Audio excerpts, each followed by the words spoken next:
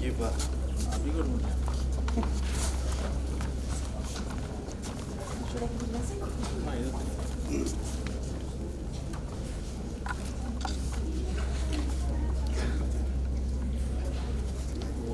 Please give a huge round of applause for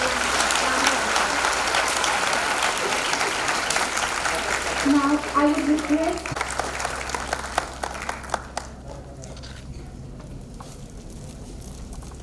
International Youth. Good morning. Happy International Youth Day. Okay, now what I'm going to say is I'll say happy, all of you will say international, okay? Then I'll say youth, all of you will say day. Are you ready? Yes, sir. Are you ready? Yes, sir. Are you ready? Yes, sir. Happy International Youth Day. Happy International Youth Day. Great, let's give a big round of applause.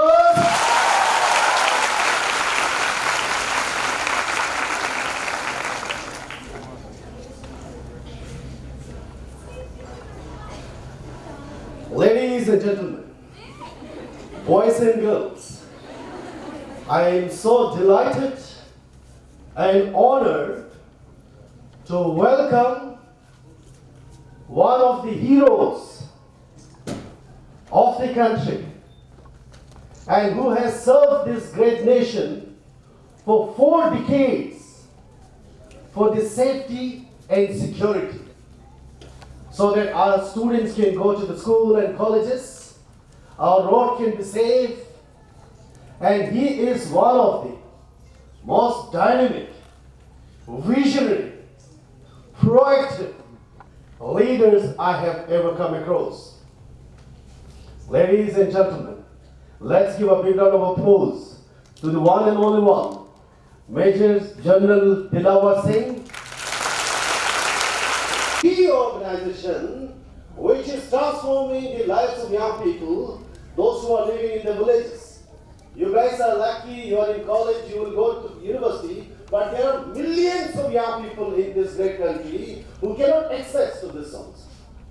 And for their safe transition from youth to adulthood, NYK is the hope.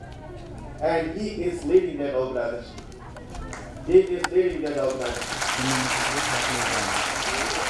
And under his dynamic leadership, in a very short period of time, and he has transformed the organization in many aspects. And recently, 50 NSS NYKS officers, they are going through professional development program, 12 days professional development program at Rgniyd Regional Center. And they all are terrific. Not less than the NSS program officers. Yeah? So then Dr. Seema, who is the NSS program coordinator of this beautiful, wonderful, amazing college. Then youth leaders from 12 countries, Mr. Sharma, and the most important, valued guest of the day, the young people. Today is your day. It's your day. And what is the theme of the day? It's written there. Can you read? Okay. Now, you must be aware that the world has come with the Millennium Development Goals. And the Millennium Development Goal has come to an end in the year 2015. And in 2015, 193 countries had a series of dialogue, discussions, meetings, so that the world can set a new. And what an interesting, what a beautiful initiative. This 2016 is the first year of these Sustainable Development Goals. And the theme for this year is the road to 2030. The road to 2030, eradicating poverty and achieving sustainable production and consumption.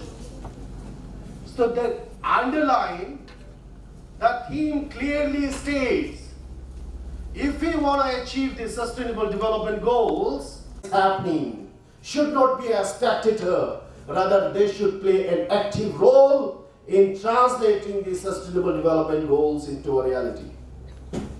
And in order to achieve Sustainable Development Goals, we need creativity, we need energy, we need innovation. And young people are known for all this. Today, our young people have got lots of innovative ideas, and you have got lots of energy, and you have got lots of creative ideas, and you are the one who can ensure that we can collectively achieve Sustainable Development Goals.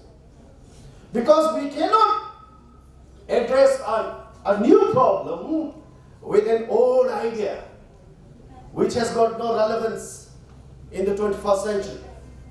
So young people, today it's your day. This is the beginning of your journey. And not only for your own development, but you have a significant role to play in the development of the community, in the development of the country, and the world as a whole. So if you are not giving your best to the world, you are not doing injustice to yourself, you are doing injustice to the world. Because each of you are unique, and each of you are born different.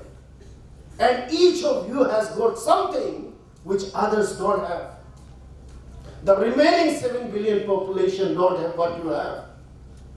So if you are saying goodbye to this world, without giving that light, without telling that story, without sharing that wisdom, without showing that compassion, then you are not only doing injustice to yourself, but you are doing injustice to the world.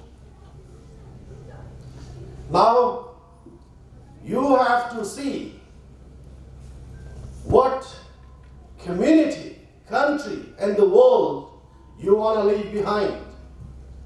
Because our present is the baby of our past, and our future is going to be the baby of our present. Today, what you think, what you believe, and what you act on is going to determine what type of future we are going to have. If you want to live or build a safer, progressive, healthier, peaceful future for the next generation, not only for yourself, but for your children, and your children's children, and children's children, for the generations to come, then you have to play your role. You cannot remain as a spectator, you cannot remain as a passive player or substitute player, and you have to make sure that you are playing your shots properly. Otherwise, the Sustainable Development Goals will remain as a dream. All of you, are you confident that we can achieve the Sustainable Development Goals? Yes or no? Yes? Yes? Great. So it can only be possible once all of you are meaningfully engaged not only in learning, not only in reading, writings, but also in the development process, also in the governance process, also in the democratic process. Then and only then you can play a leading role. Because you have that potential. You have that potential. Today, globally, young people are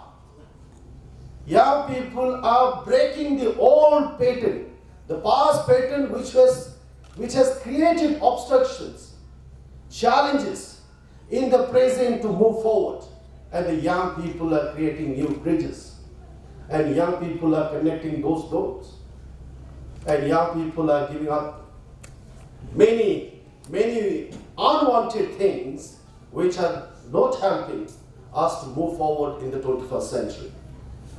So once again, I congratulate all of you, but you have to make sure today is the International Youth Day, but every day should be a Youth Day. And that can only be possible once you are active, once you are proactive, once you are meaningfully engaged in some activities. Otherwise, the International Youth Day will be a ceremony which we will remember in the name of young people. So you have to make sure that one day is not enough. 365 days should be Youth Day. It should be your day, where you are in action, where you are addressing problems, where you are giving hope to the hopeless. So with this, not telling much, I wish you once again a very happy International Day. And on this day, you try to understand your own potential, your own role, and where you see yourself in the next 5 years. Because the Sustainable Development Goal would be till 2030. Those of you who are in 20, you would be 45 by 2030. Yeah? तो कईयों का शादी हो चुका होगा, हाँ, बच्चे भी हो चुका होगा, तो you have a big responsibility. What type of goal you want to create for your children. So I once again thank you, and thank you very much, sir, for being with us. And your presence is a big inspiration for all of us. I'm pretty sure that once our young leaders, they listen to your enlightening, inspiring words, and they will be charged and they will get a new energy to move forward. And ladies and gentlemen, may I have the pleasure to invite Major General Dilawar Singh to address and deliver the keynote address on this theme, so that he has been producing leaders for this country. Yeah? And not only in this country, but globally also, there are a number of young people, number of organizations, those who are in touch with him. He has been mentoring, he has been supporting, he has been guiding many young people across the globe. Ladies and gentlemen, let's give a big round of applause to welcome Major General Dilawar Singh.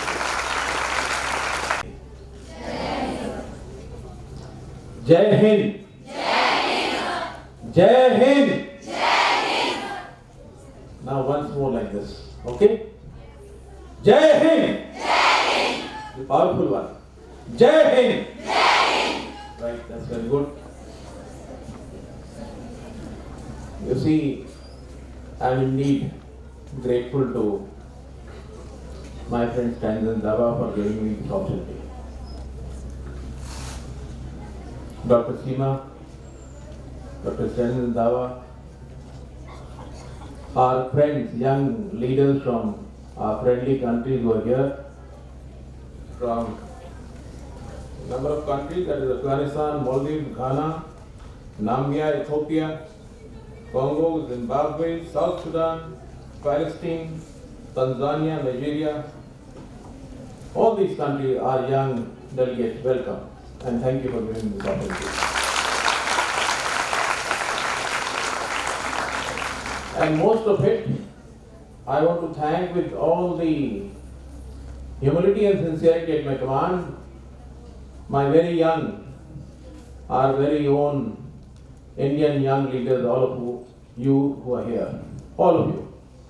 Thank you so much to all of you. It is a unique day. It is a unique day in the history of mankind that is celebrating this International Youth Day. It has never happened in the history that the proportion of the world population has been so young ever. Nearly 2 billion people today are young people.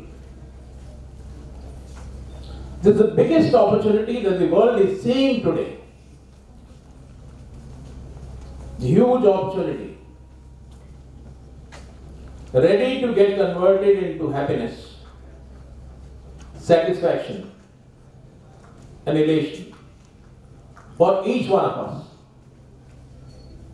Stanton Dawa said that you have a responsibility to create success, happiness, and goodness for yourself, for your next generation, and for the next generations. I will add one more thing to that. You need to create all these things for your previous generation also. I'm sure, as he said, when you get into 2030, you might be 35,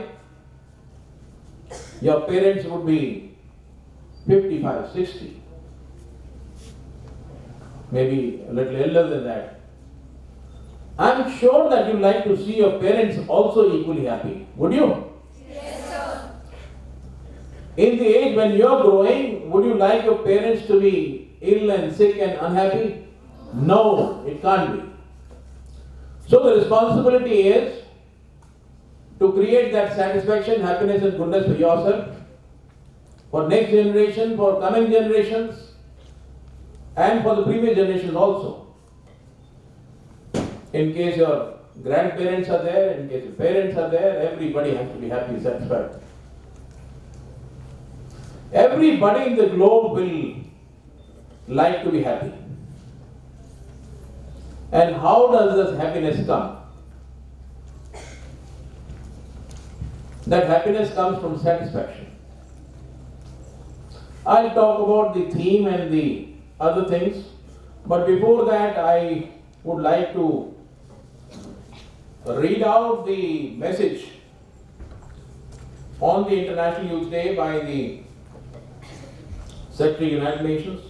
The world's young people, who make up the largest generation of youth in history, can lead a global drive to break the patterns of the past and set the world on the course to a more sustainable future.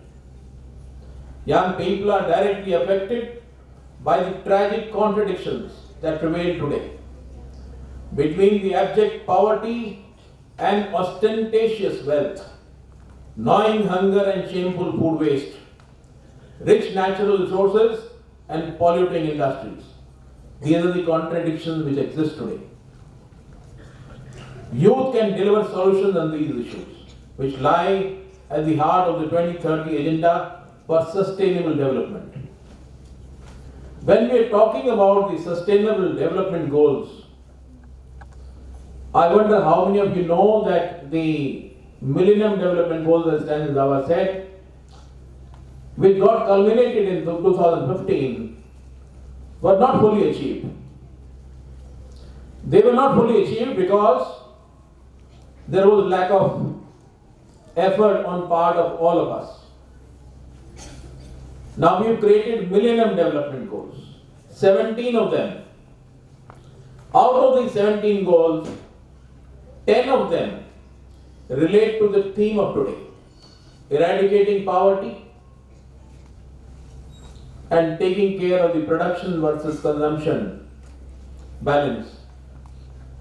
In this first year of the 15-year plan for a healthier, safer and more just future, we count on the active engagement of the world's young people to transform the production and consumption of goods and services so they meet the basic needs and aspirations of the world's poorest people without overburdening already strained ecosystems.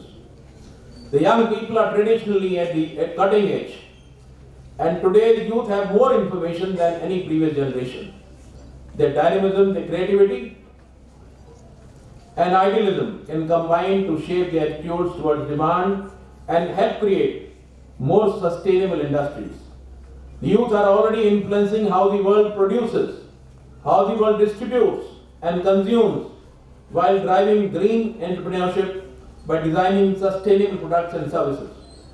As conscious consumers, young people are at the forefront of a shift towards more fair, equitable and sustainable buying patterns. Youth are strong and effective advocates of recycling, reusing and limiting waste, and they are leading technological innovations to foster a resource-efficient economy. When we invest in youth, they can contribute to the new markets, decent jobs, fair trade, sustainable housing, sustainable transport and tourism, and more opportunities that benefit the planet and the people. I am proud that the United Nations is actively engaged in supporting young leaders who can carry out the Sustainable Development Goals, including goal number 12 on sustainable consumption and production patterns. I encourage all young people to become involved in advancing the SDGs and demanding action by the governments. My young envy is eager to connect you to our campaigns which are being carried out across the entire United Nations system. On the International Youth Day, I urge others to join this global push for progress. Let us empower the young people with the resources, backing and space the need to create lasting change in our world. I am sure that most of you are conscious of the prevailing contradictions, the prevailing threats, and the likely opportunities. Each one of you needs to be serious about it. This one day and this one single day of focus can change your lives.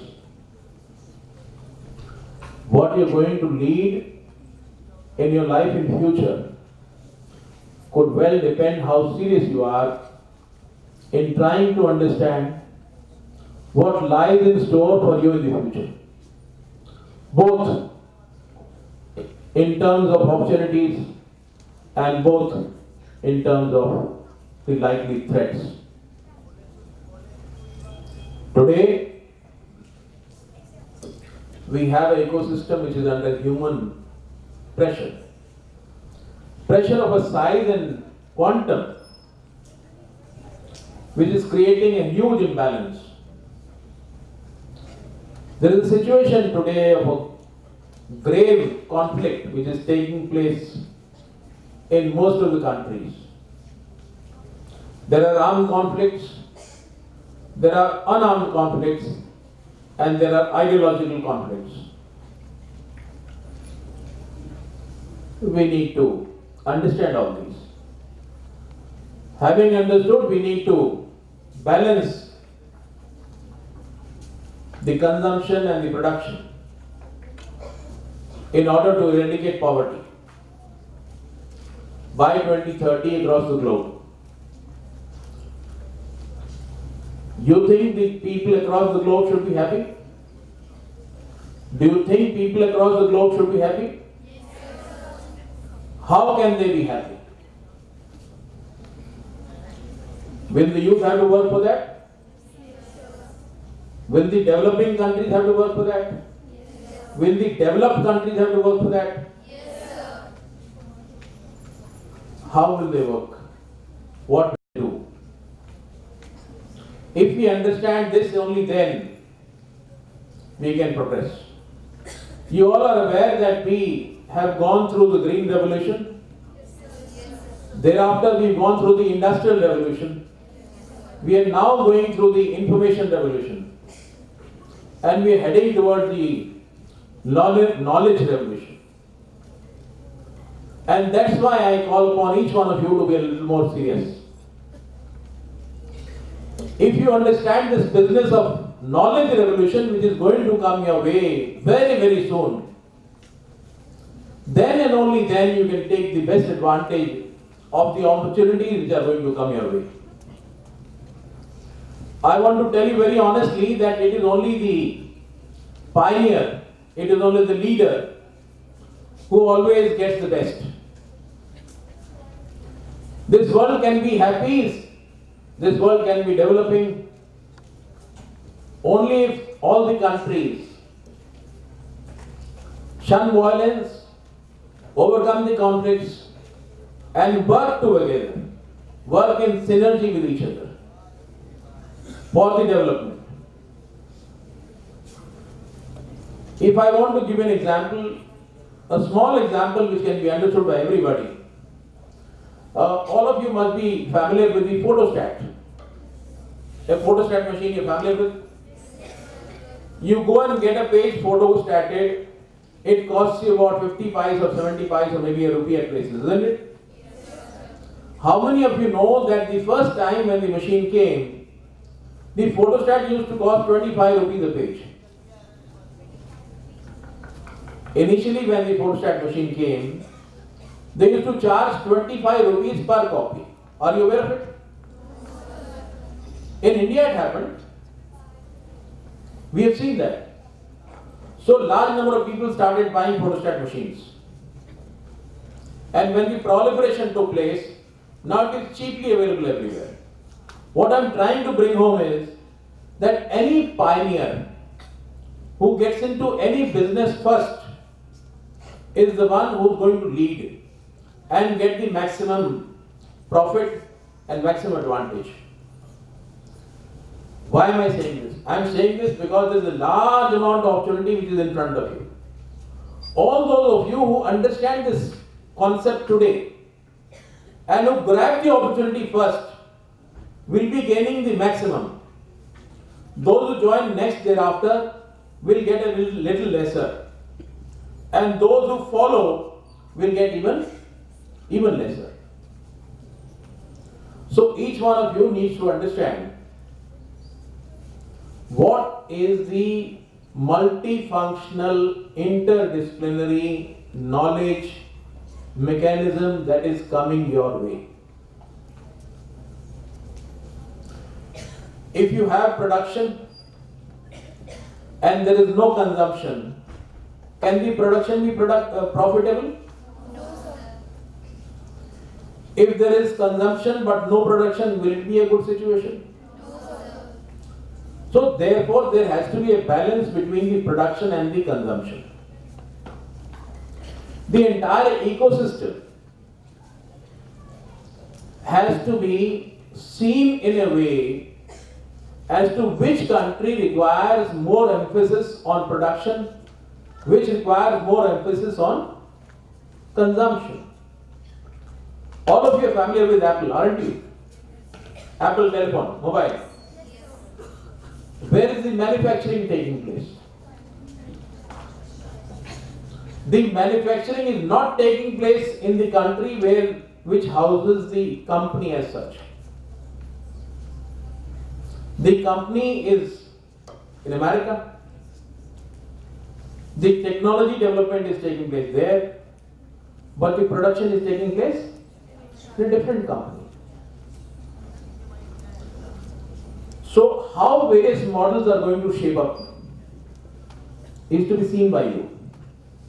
How you can take advantage within the country. You may have your setup in Delhi and have a functional element in Punjab or maybe J&K or maybe Chhattisgarh, anywhere for that matter. There is a need to understand the process of decoupling. And there is a need to understand the concept of efficiency of utilization and consumption and production of resources and services. If you get to understand this, then and only then, whether you're studying chemistry, physics, science, maths, English, Hindi, whatever you're doing, whatever you may be doing, ultimately you have to look for a job or you have to start your own venture. If you want to look for a job, the job has to exist. The job will exist only if there is a production.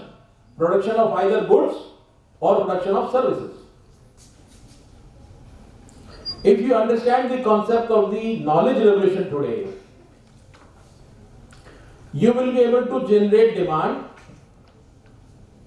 in the minds of people.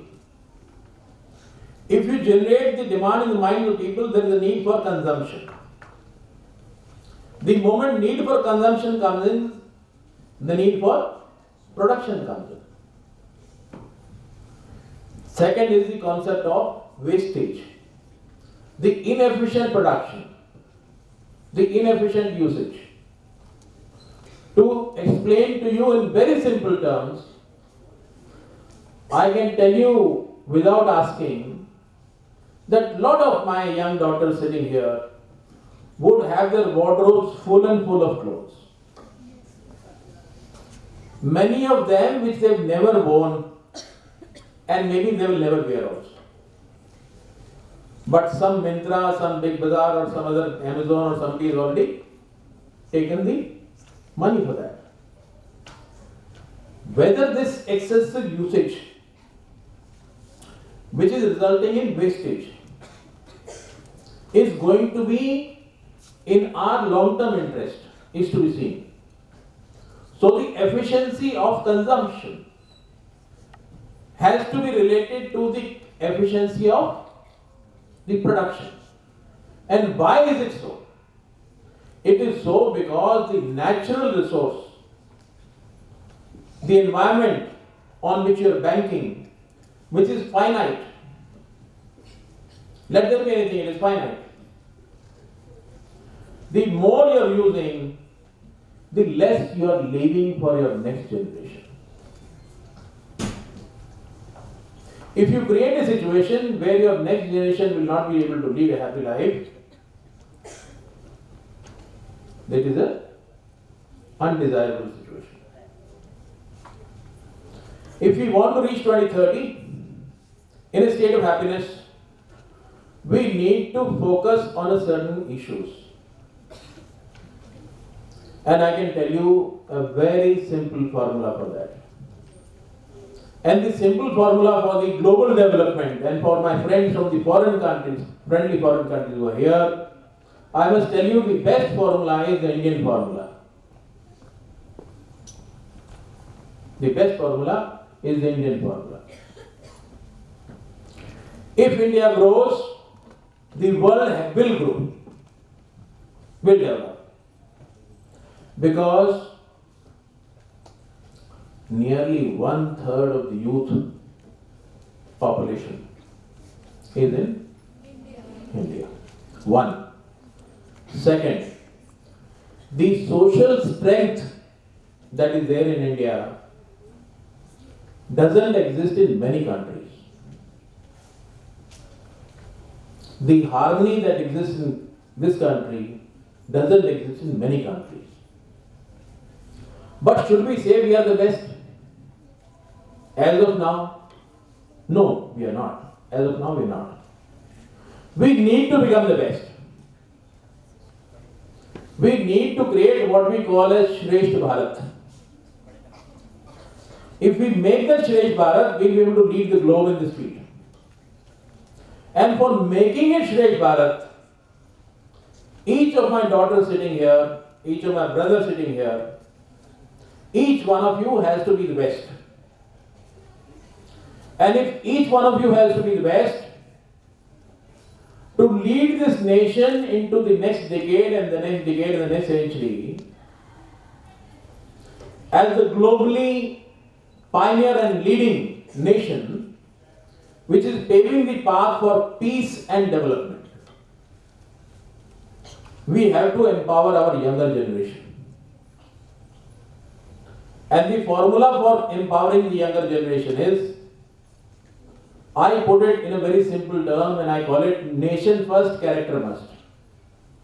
Nation, character, nation, character, nation, character, and how will it be done? How will it be done? It will be done in a very, very simple and logical way. I can tell you that nearly 4 lakh young people have started following what I am going to tell you now. And large number of them today, as Dilawar said, are doing extremely well. Not only within the country but globally. I'll give you a few names. so that you know that we are not just talking. And one name is Praveen Nikam. Stanton knows this boy. Praveen Nikam is a boy from Pune. He started working on the menstrual health of the young girls. He did a lot of good work in that. His good work started getting recognized. He came into the network of the Commonwealth. He was selected as the ambassador for Commonwealth. And as of today, he is in Nigeria. He is one of the international observers for elections being conducted in Nigeria. The age of the boy is, I think, 27 years. There are a couple of other people. You've heard of one girl named Arunima Sinha. Naam suna? Yes. Arunima Sinha, the girl from UP who was traveling in a train, and when somebody was trying to snatch the gold chain of another girl, she tried to fight with the miscreants. In the bargain, she was thrown out of the train, and the train went over her. She had to lose one leg. She was from a humble family. And a lot of people felt that this was the end of the career of this girl and the end of the social life of the girl. But she was determined. Determined to make a mark as an Indian girl, as a daughter of India. She decided in the hospital that the day I come out, I am going to prove myself to be one of the best Indian girls. And what did she do? The moment she came out, she went to get trained as a mountaineer. Nobody wanted to train her because people felt that people with both limbs are not able to walk properly. How will this girl with one limb going to do mountaineering? She persisted, got trained, and climbed Mount Everest. Climbed Mount Everest with one leg. The other leg, in which she had an artificial leg, started bleeding when she was going up. At that temperature, the blood which was coming out was getting frozen. It was creating a lot of friction between the artificial leg and the skin. And that was resulting in more bleeding. Her Sherpa told her, let us go back. She says, no, I'm not going back. Since she was walking slowly, her oxygen got finished. She still said, I'm not going back. Lucky for her, there was another climber who was able to walk faster and was coming back. One of his cylinders fell. He was surplus with some bit of oxygen. She got that cylinder. With that, she climbed and put the flag of India on Mount Everest.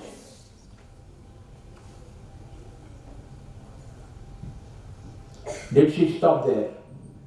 No. She made a declaration that I am going to climb all the 7 highest peaks in the world. And you should be proud as an Indian girl that you have a sister who has already climbed 5 more.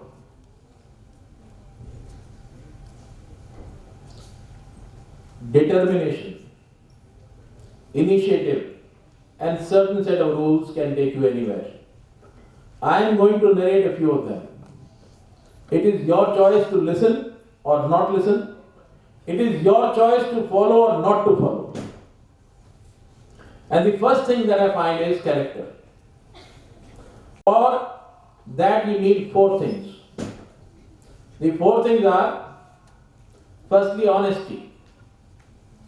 Secondly, self-discipline. Honesty I am not elaborating because all of you know. I am not going to make it a boring lecture. Second is self-discipline. People expect me to talk of discipline because I am an army man, and being an army man, people think that I should talk about discipline. I don't talk about discipline. Why I don't talk about discipline is because in a class there is one monitor. The monitor may be disciplining the rest of the children, but who disciplines the monitor? Who disciplines the monitor? The monitor has to self-discipline himself or herself.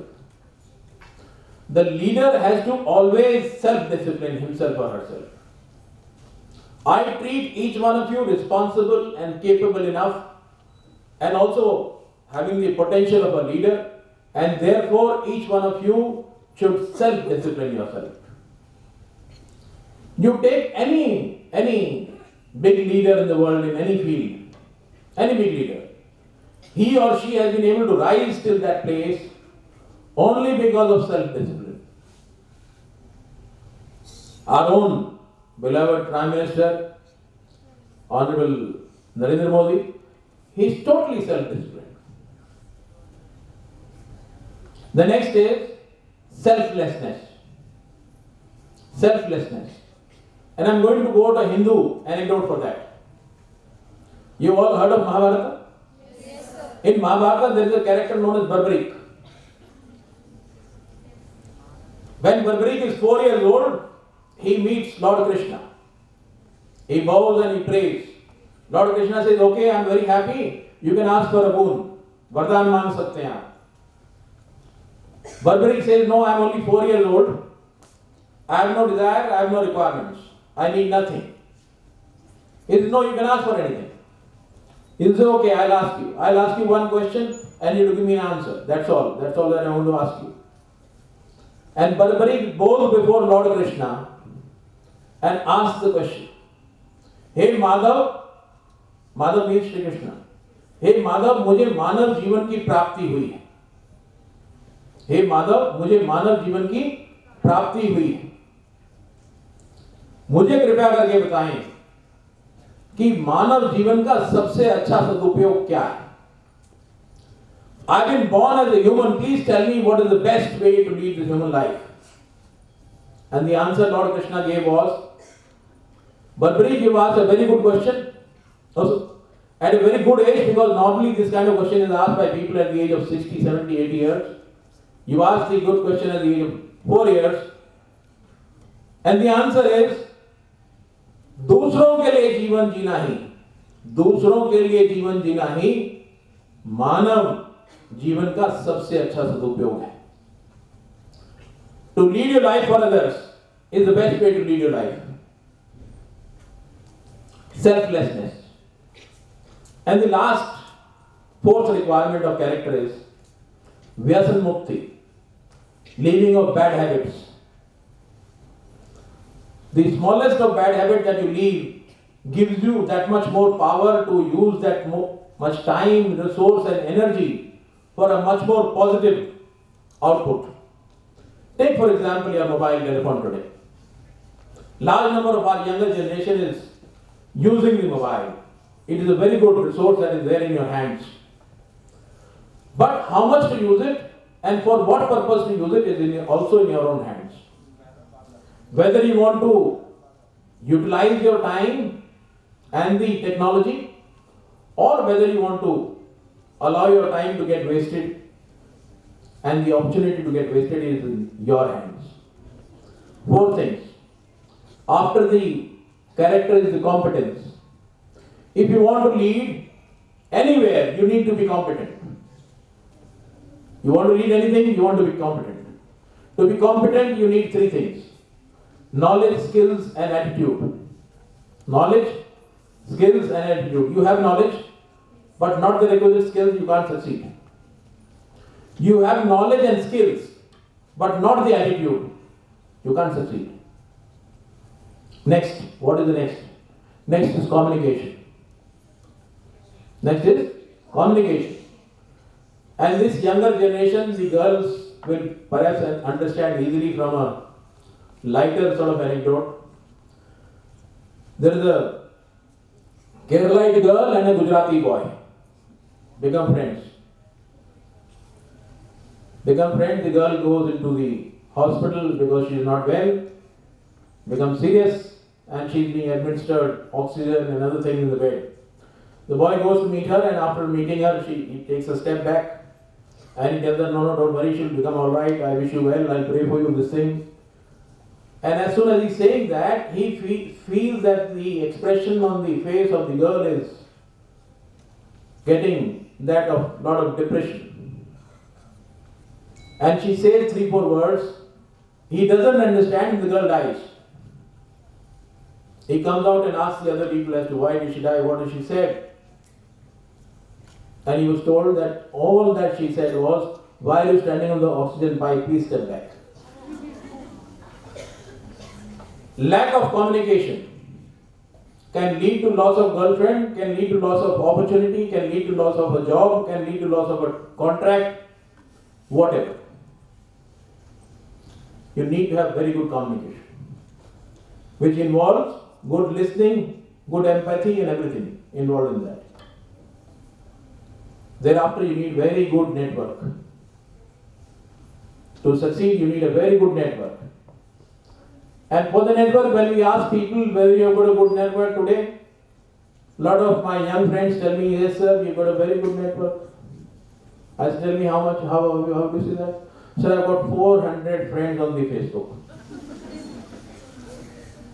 And I don't have to tell my friends, younger friends, that out of those 400 friends, how many are? How many are genuine and how many are? You all know it. I don't have to tell you. Right? You need a very good network to succeed in life. That network is social, that network is within your family, that network is within your friends who are genuine, who are like-minded, who are capable, who will stand by you in the times of need and support you. Next thing is synergy. All my friends from the friendly foreign countries, my young Indian friends, everybody must understand that it is the synergy which is going to take you ahead. The lack of conflict, the management of conflict, the resolution of conflicts, creating of synergy, that is what is going to take you ahead. You need to synergize.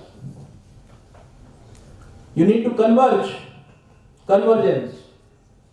You have a lot of resources, but if you are not able to converge them at the right time, in the right place, you don't get success. You need to converge them. And then comes the most important factor of balance. This one single word of balance is a magic word. A real magic. You don't have it, there is a lot of problem. You have it, all the problems solved. Can you afford to have an imbalanced relationship with your parents and be happy? No. With your siblings? No. With your friends? No. With your boss? No. With your subordinate? No. Similarly, in this situation also, the consumption versus the production, if there is no balance, again there is going to be an effect on the economy, on the environment and on the society. Come to that a little later. These aspects, if you keep in your mind, they lead you to success. They also lead you to an understanding of how to analyze things. Keeping these in mind, the best way to analyze anything for that matter. Anything in your life, if you want to analyze and decide whether to say yes or no to anything, is to see the relevance. Relevance for your purpose of that particular person or product or service or event or function or goods or services. If it is relevant to you and your purpose, say yes. If it is not relevant, do not say yes.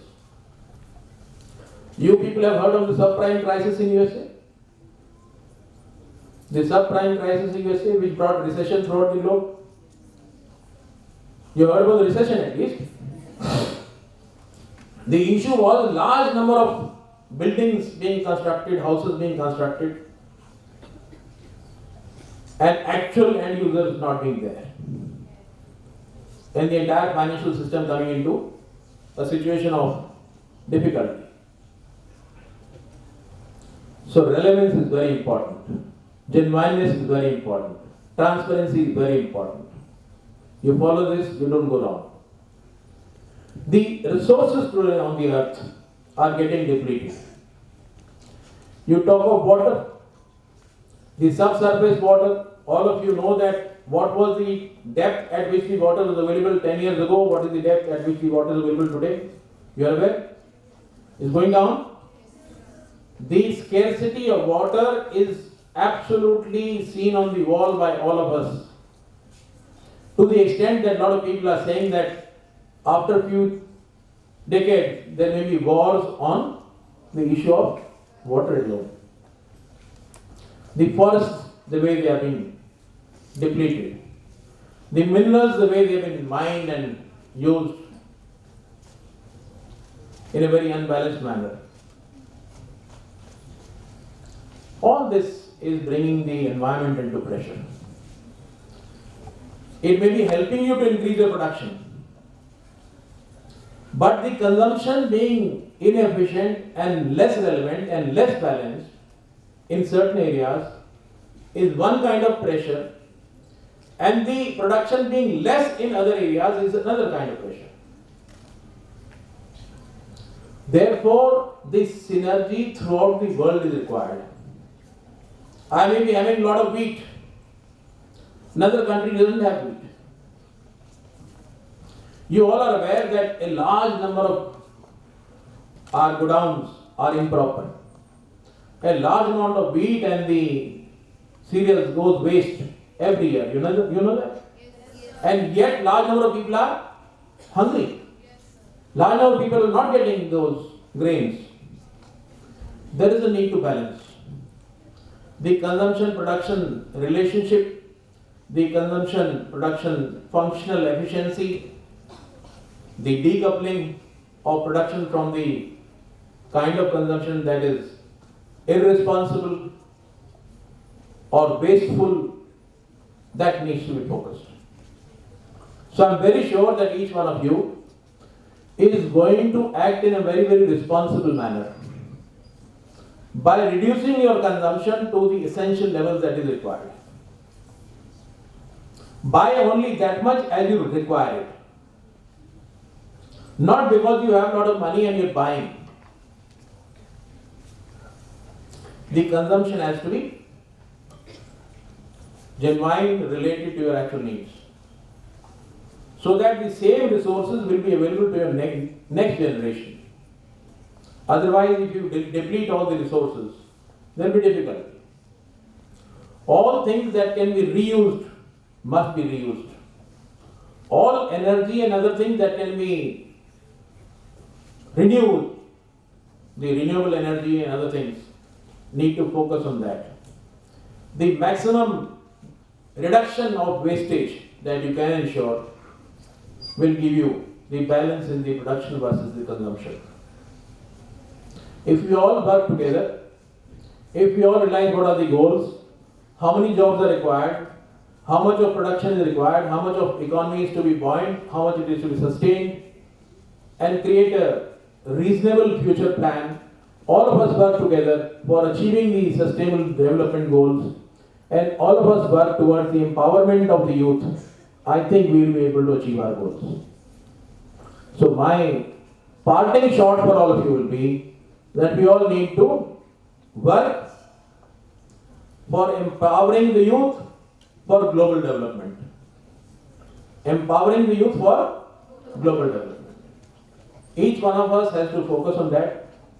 And before I conclude, I must tell you, as a part of information, not part of my lecture, that we are in the level of the Government of India doing a lot of new sort of studies and other things to help and see that all our young people get the kind of facilities and opportunities which they require.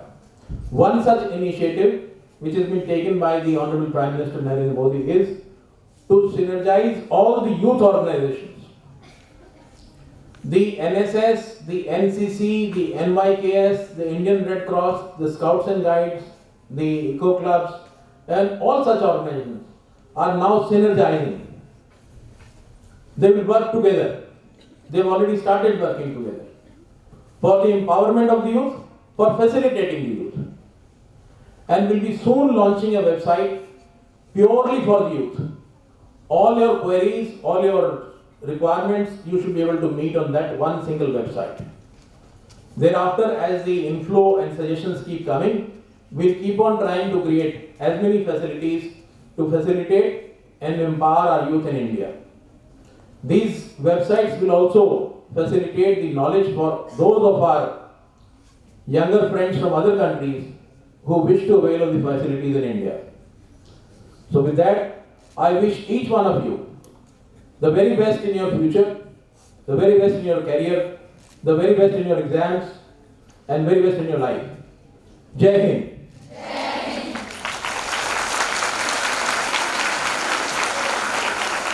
Now for Jai Hind, you have to do that power Jai Hind with me. Okay? Jai Hind! Jai Hind! Jai Hind! Thank you so much.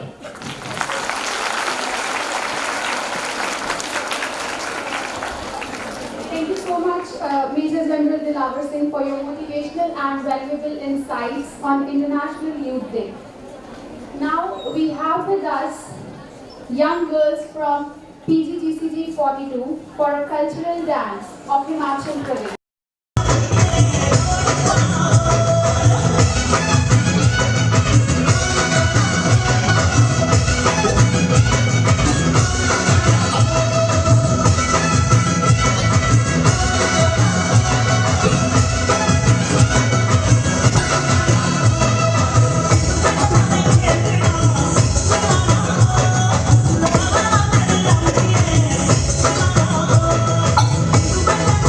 Thank you.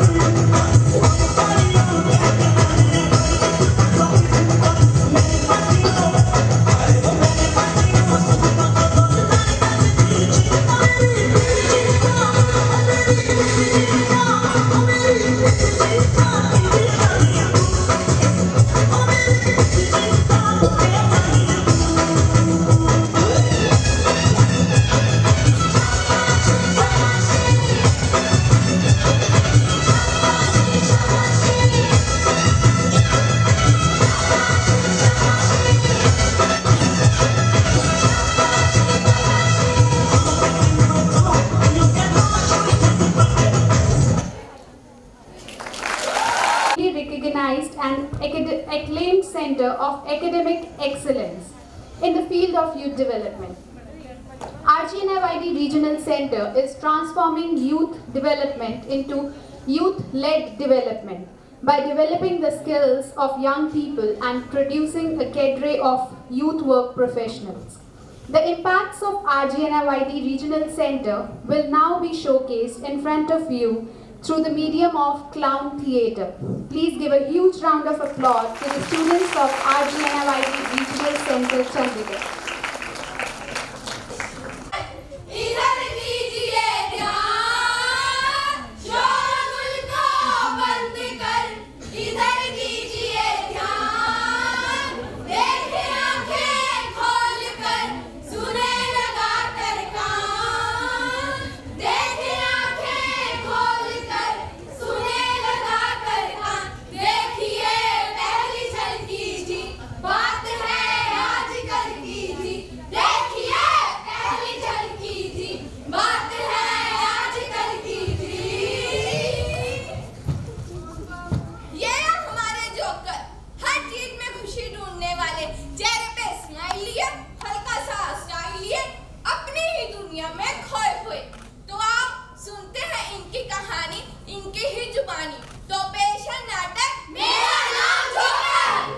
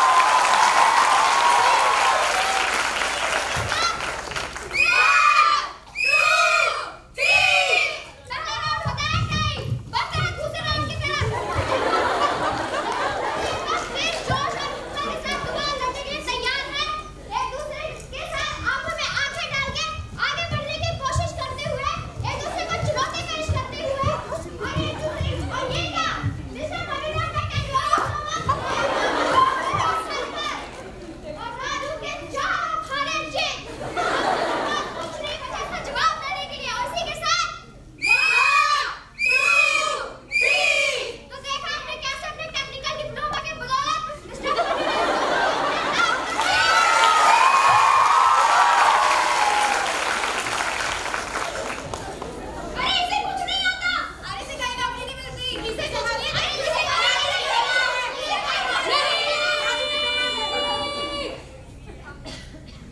अरे इसे क्या हुआ? ये ऐसे क्यों बैठा है? पता नहीं क्या मुझे पूछते हैं। अरे चलो। अरे राजू क्या हुआ तुझे? तू ऐसे क्यों बैठा है? अरे बोल ना, कुछ बोलता क्यों नहीं है? क्या बताऊं यार, इतनी पढ़ाई करने के बाद भी नौकरी नहीं मिल रही है। दिन रात मेहनत करके 75% मार्क्स लाया और फिर भी नौकरी नहीं मिल रही है। अब तो लगता है कि इतनी पढ़ाई कोई फायदा ही नहीं है। अरे पागल, तो क्या हुआ? ऐसे हिम्मत नहीं हारते। अरे राजू आज के जमाने में सिर्फ पढ़ाई काम नहीं आती, हाथ में कुछ हुनर भी होना चाहिए।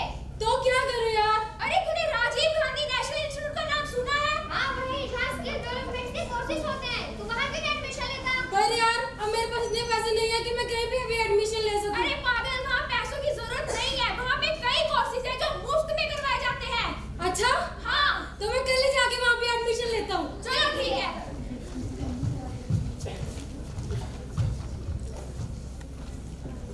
तो इस तरह राजू ने अपने दोस्तों के कहने पर Rajiv Gandhi national institute of youth development centre में एक टेक्निकल डिप्लोमा करने के लिए दाखिला लिया। राजू बहुत ही मेहनती लड़का है और आज इंस्टीट्यूट में उसका पहला दिन है। पहले दिन से ही उसने अपने कोर्स के विषयों को समझना शुरू कर दिया और इंस्टीट्यूट में बहुत अच्छी पढ़ाई की और यहाँ दोस्ताना माहौल में बहुत अच्छे फ्रेंड्स बनाए। इसी तरह राजू ने अपने अब राजू पूरी तरह से तैयार था अपनी जिंदगी के बहुत ही जरूरी कदम के लिए, यानी कि नौकरी के इंटरव्यू के लिए। अब तो पूरी तरह से कॉन्फिडेंट है और अपने हाथों में हुनर लिए हुए पूरे जोश के साथ तैयारी कर रहा है नौकरी पाने की।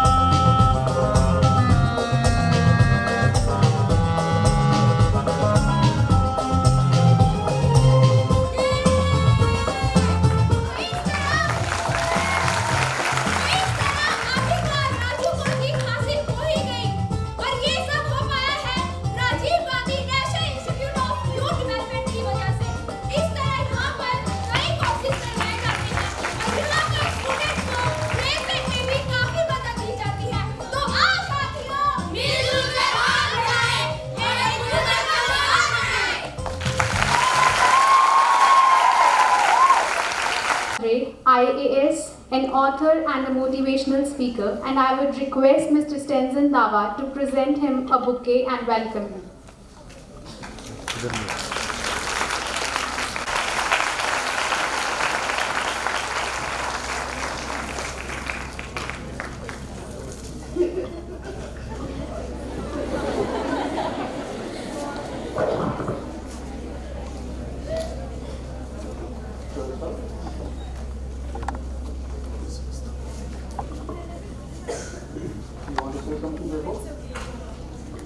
She wants to say something, but I'm not letting her.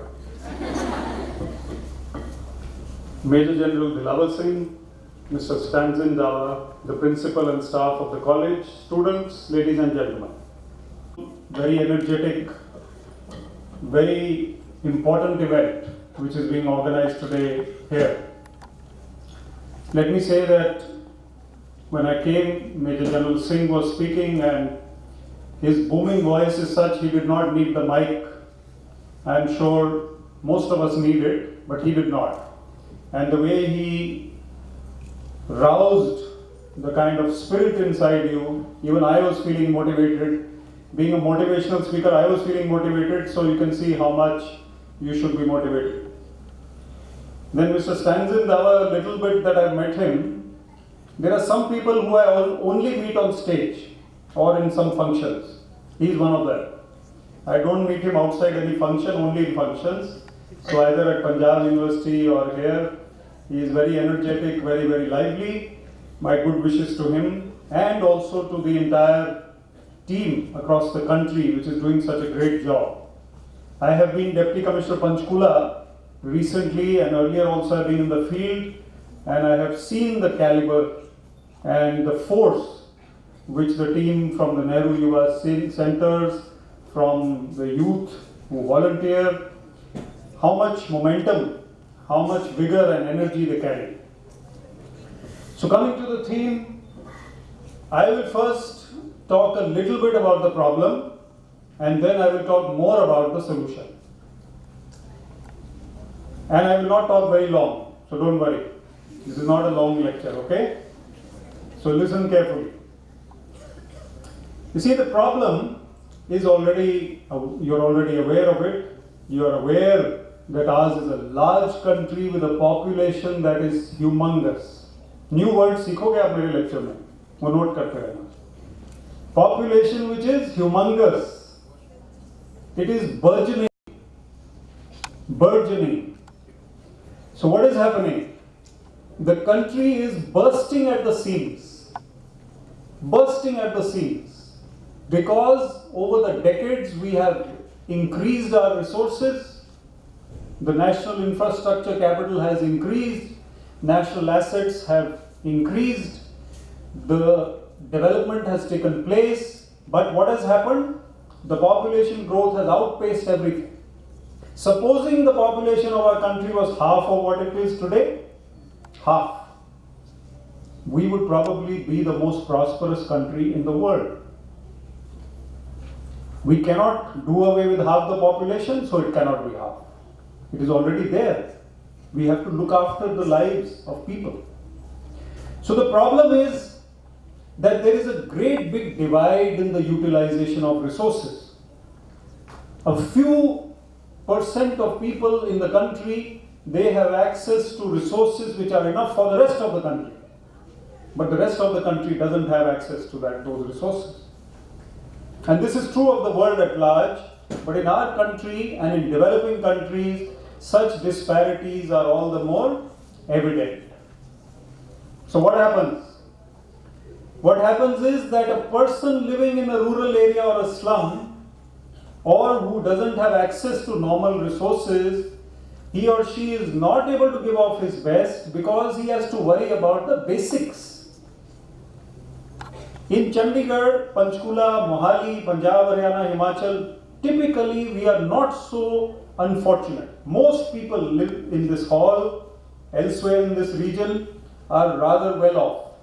There are pockets of poverty, pockets of people who are disadvantaged, but this is a rather prosperous region. If you go across the country, and many of you may have traveled across the country and are from other parts of the country, you will see how much disparity exists at times. You know, we are nowadays focusing on the digital divide, and I am a technology evangelist. I have been director IT, I have been talking about technology. But the digital divide is only one aspect. There is a basic divide even today. And what is the one human trait which is totally useless? What is the one human trait, human habit, which is useless, which is harmful? That is greed. Greed. Agreed? That's a joke, by the way. Greed. Agreed. You agree that greed is harmful. What happens? A few people have access to resources. They are able to take those resources and do what they like with them. There are people who prevent resources from reaching people who matter, who should get those. There are schemes from Government of India which are well-meaning. They've always been well-meaning. No scheme has been ill-meaning. The design has been good, the theory has been good, but the implementation has always been tardy because there is greed along the way, or there is a lackadaisical attitude. मैंने बोला था new word सीख लेना. Lackadaisical means lazy. So what happens? These few people or these haves, they are not able to let, or they're not allowing this to spread to the other places and the other people who need them. So what do we need to do for sustainable development? or for everybody to be able to consume resources at par, or at least the basics which they need. What can we do in this hall? Supposing there are 600 people here, maybe about 600 capacity, maybe a little more, I don't know. So what happens? What can we do? General Saab rightly said, we can use resources as per our requirement, not overdo that.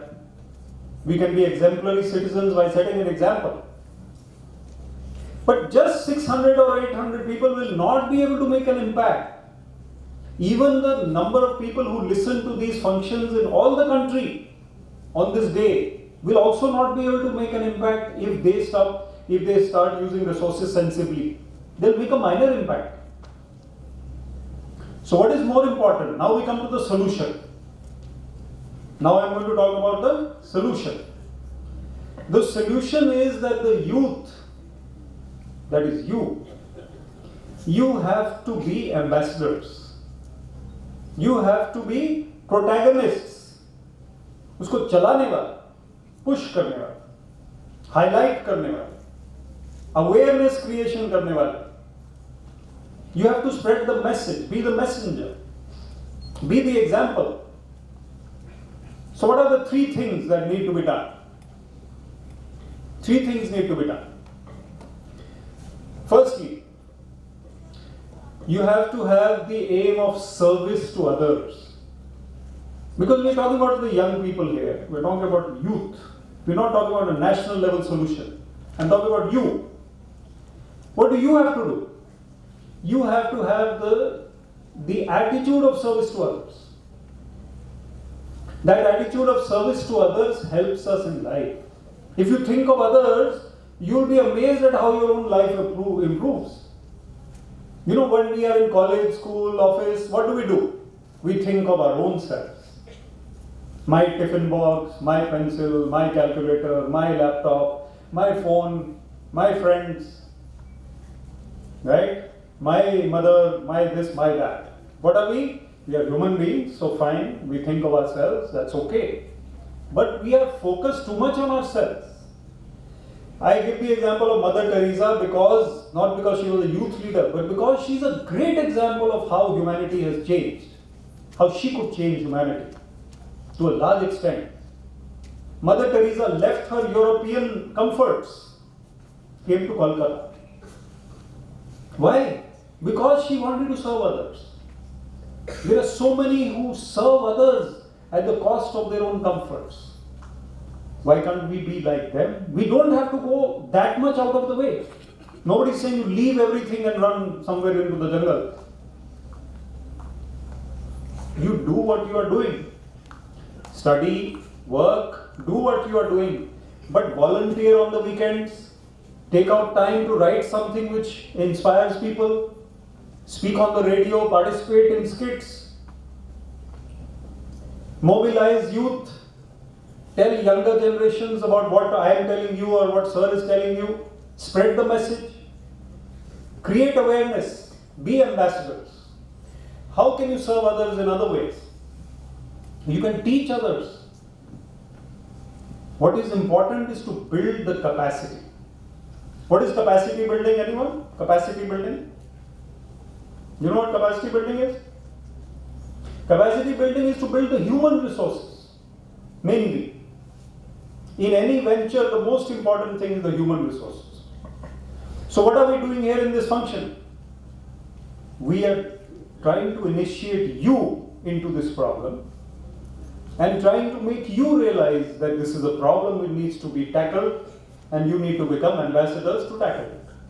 Otherwise, you are into your own time mind frame. अगर ये function नहीं attend करते तो इसके बारे में नहीं सोचते. कोई मूवी देखते हैं तो उसके बारे में सोचते हैं.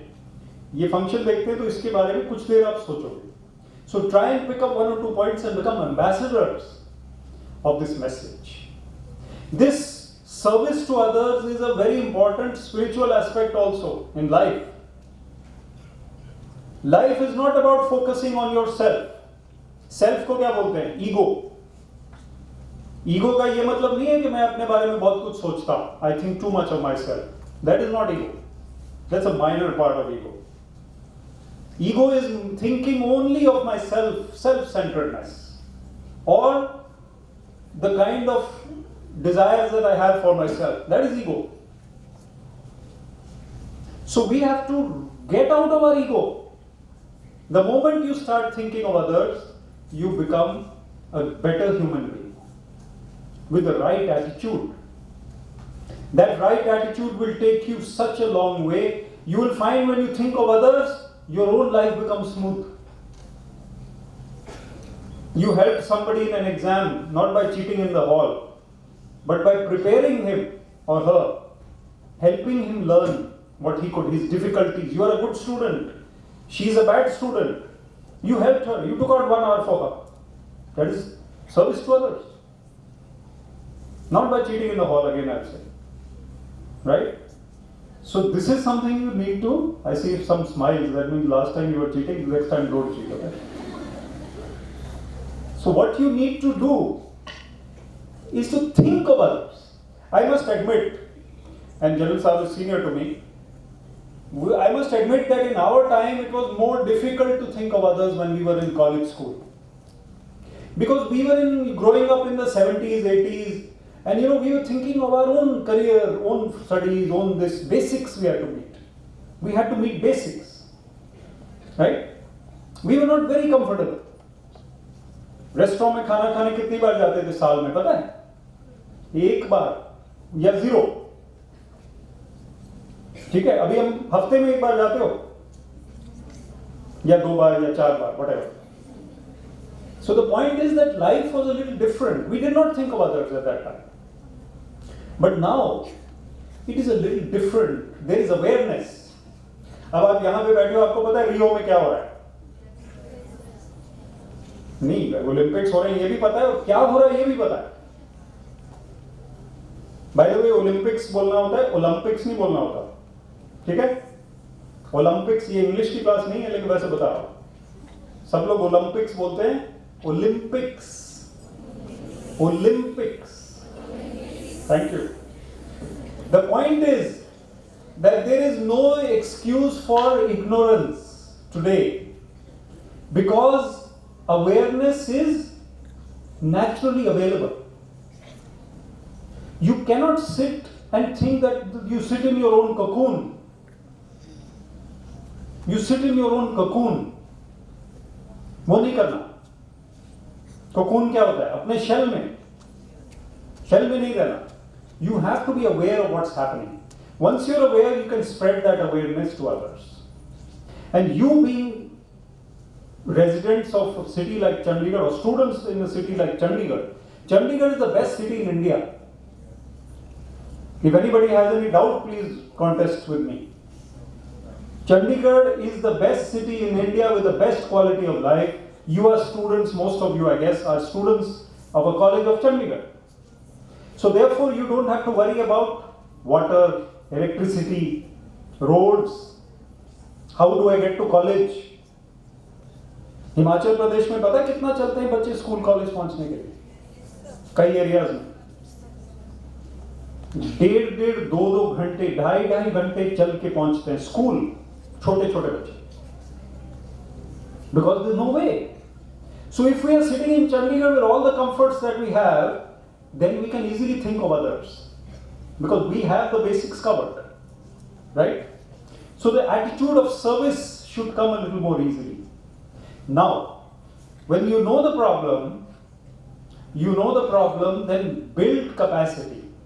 Train the youth, जो आपके आसपास छोटे बच्चे हैं, उनको sensitize करें कि मैंने ये सुना है. Spread the message. Talk more to them. Train them. Tell your friends about it. This is the message that I learned today. All good things. Nation building कैसे हो सकती है? ये एक चीज है nation building की. There are so many things which are involved. How can we spread awareness to do away with superstition, caste system? So many things which are tardy, which are pulling us back. By spreading awareness. That's the only way. I was DC Panchkula. There is a village there where there was a girl who topped in class 10. Village girl, class 10 की topper. Class 11 में पता है क्या किया उसने? उसको class 11 में parents ने नहीं भेजा. क्यों नहीं भेजा? क्योंकि 10th क्लास के बाद गांव के स्कूल से दूसरे गांव के स्कूल में जाना पड़ता है. पेरेंट्स ने बोला नहीं भेजेंगे. So there is still that mindset. We will not send our girls to study in college. आप एम्बेसडर्स हो. आप ये अवेयरनेस क्रिएशन करो.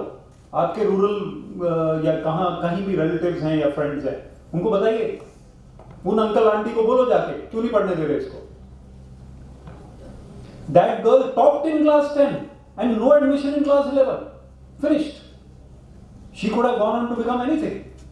So we did a village mentoring project there in Rajipur village, where there were 2 SDM ladies with me. So I showed the parents, I said, look at these officers, young ladies. Would they have become SDMs if they had stopped in class 10? No, there's no way. So you have to be the messengers. And I can see most of you are ladies, so many ladies. The women folk of the country are the strength of the country. Over the centuries, why has India survived? Because of the family structure.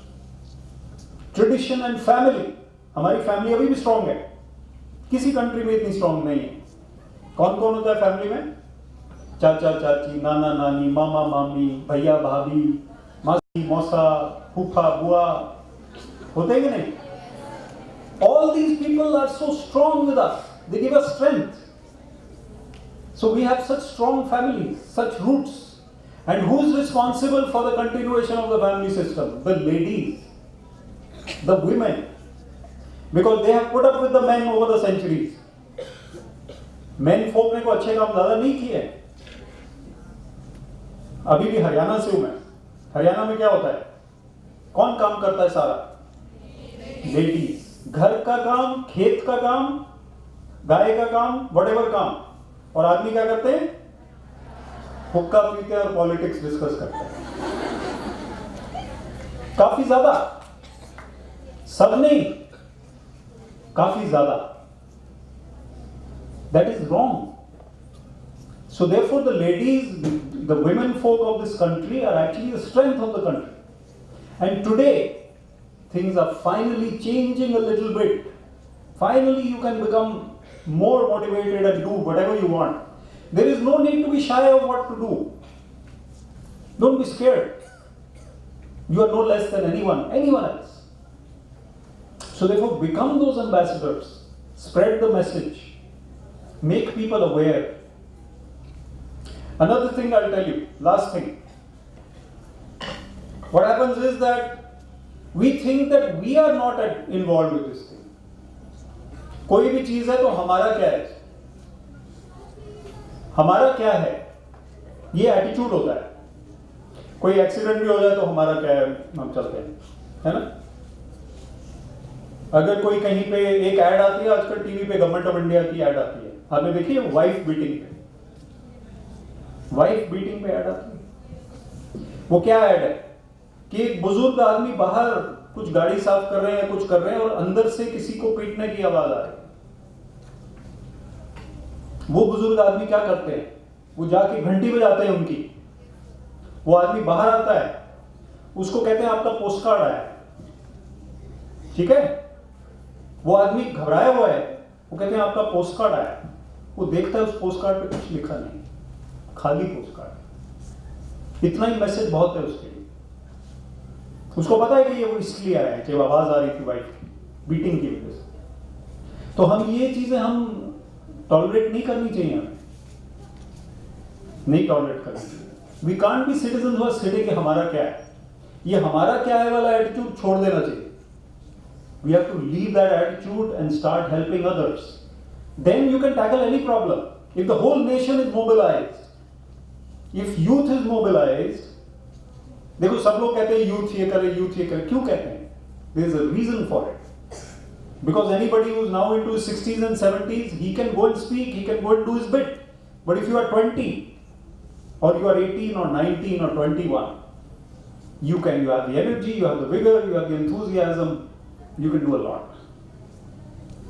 Okay? So my job is not only to inform you, but to inspire you. Okay? Inspiration के बिना कोई life नहीं.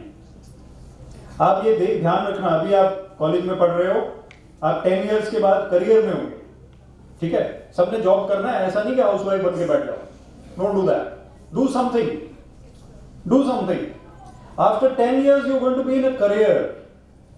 After 15 years, you will be bored of that career. You have to keep motivated. When you get up in the morning, there has to be something to inspire you. आज ये करना है. जोश होना चाहिए. जोश के बिना कोई जिंदगी नहीं, फिर नहीं कर सकते. फिर रूटीनाइज्ड हो जाता है. 3:30 बजे चाय पी ली, रात को शो देख लिया, कोई किसी से गप्पे मार ली, सैर कर ली, सो गए. That's not life. अमेरिका में एक saying है कि life is not meant for paying bills and dying. Life is not meant for paying your bills and dying. This is a routine life. Try and do something exceptional. Try to do something outstanding. Okay, be the change that you want to see.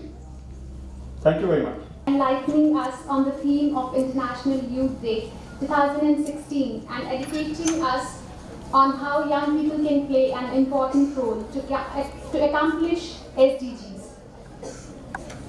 Now we'll begin with the cultural bonanza of today, and we'll have a few performances in like 2 minutes or so. Just give me 2 minutes. नजर जो तेरी लागी मैं दीवानी हो गई.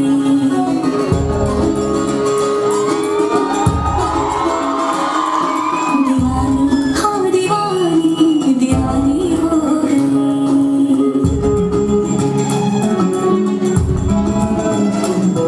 मशहूर मेरे इश्क की दीवानी हो गई.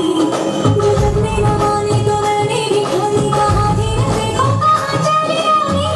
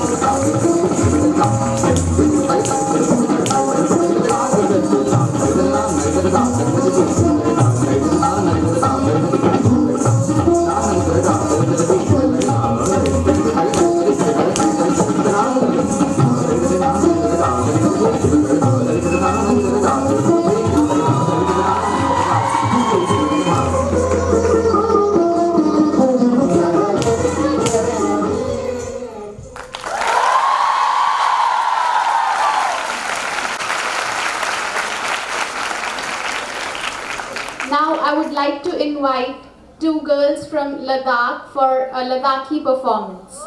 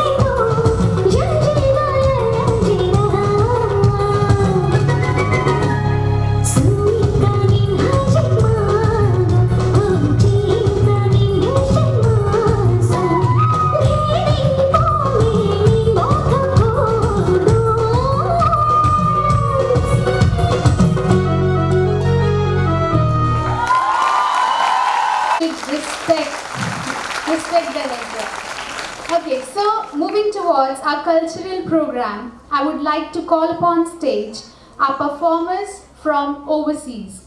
The performers, the international youth that we have invited with us. So they will perform a motivational group song. I would request Kevin Johnson from Jamaica, Krisha Toffels from Namibia, and Thomas Okor from South Sudan to perform a motivational group song. This song is a motivational song. It's called Lift Up Your Head.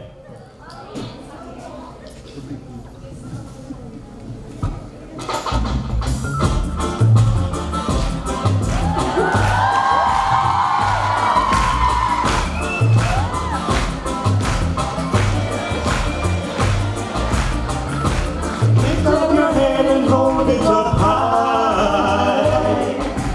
We know that we'll win the prize. Getting harder, still we striving for better. And we're not gonna stop till the battle is won and we get justice. And if you lose your stance, Everyone will try to push you over, over and over. Lift up your head and hold it up high. We know that we'll win the prize. Lift up your head and hold it up high. We know that we'll win the prize. Don't be discouraged by the pitfalls and the worries. Pain endure for the night, but the joy cometh in the morning. And if you lose your soul, there is nothing to gain. It will be over, over and over. Lift up your head and hold it up high. We know that we'll win the prize. Lift up your head and hold it up high. We all can win the prize. Woo!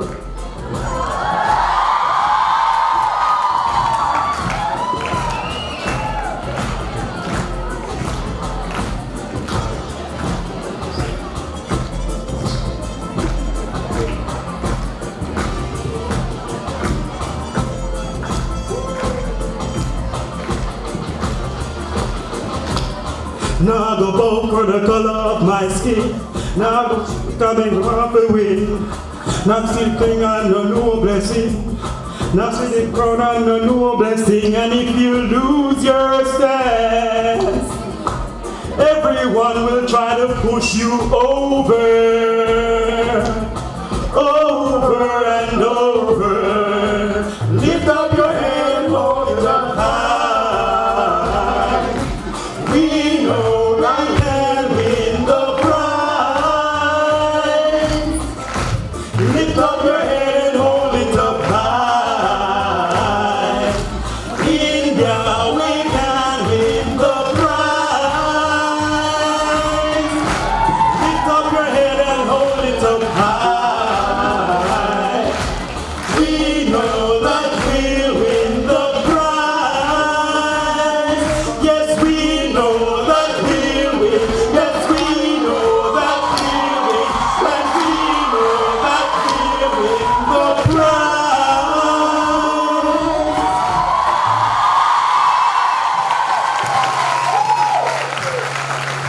Wow, this performance has really left a mark and has motivated us to lift up our pride.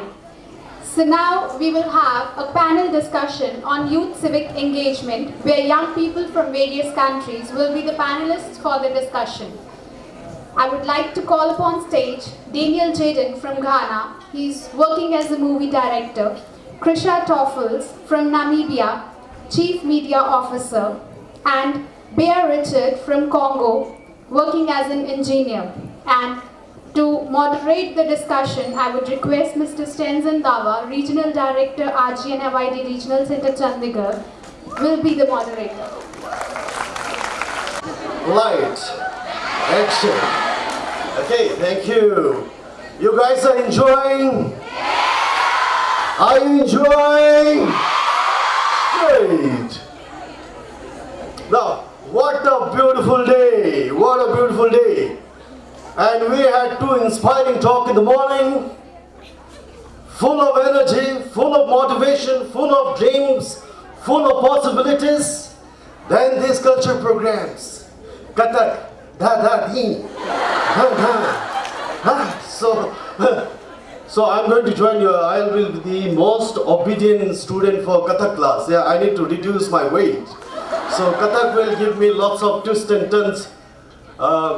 Now, before we proceed the panel discussion, may I have the honor and privilege to request one of the most enterprising bureaucrats I have come across, and who not only play with the files and run the administration, who make a significant contributions in intellectual development, in adding value to the human capital.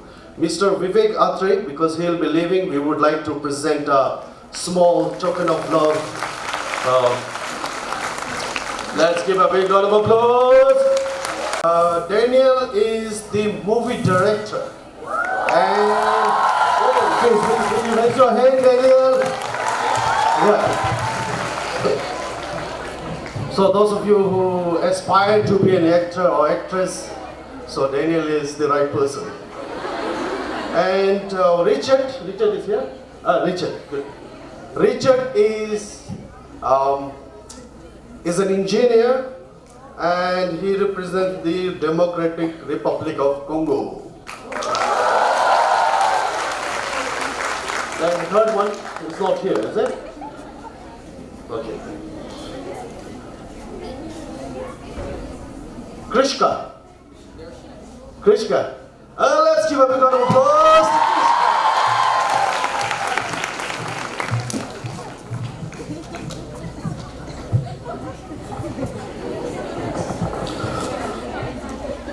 We won't take much time. Okay, first of all, they engage in governance, young people should engage in community development.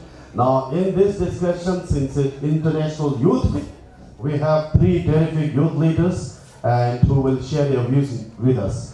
Okay, first of all, Krishna, and all of you, I will give you 3 minutes airtime to share your perspective on what do you mean by youth civic engagement and why it is important.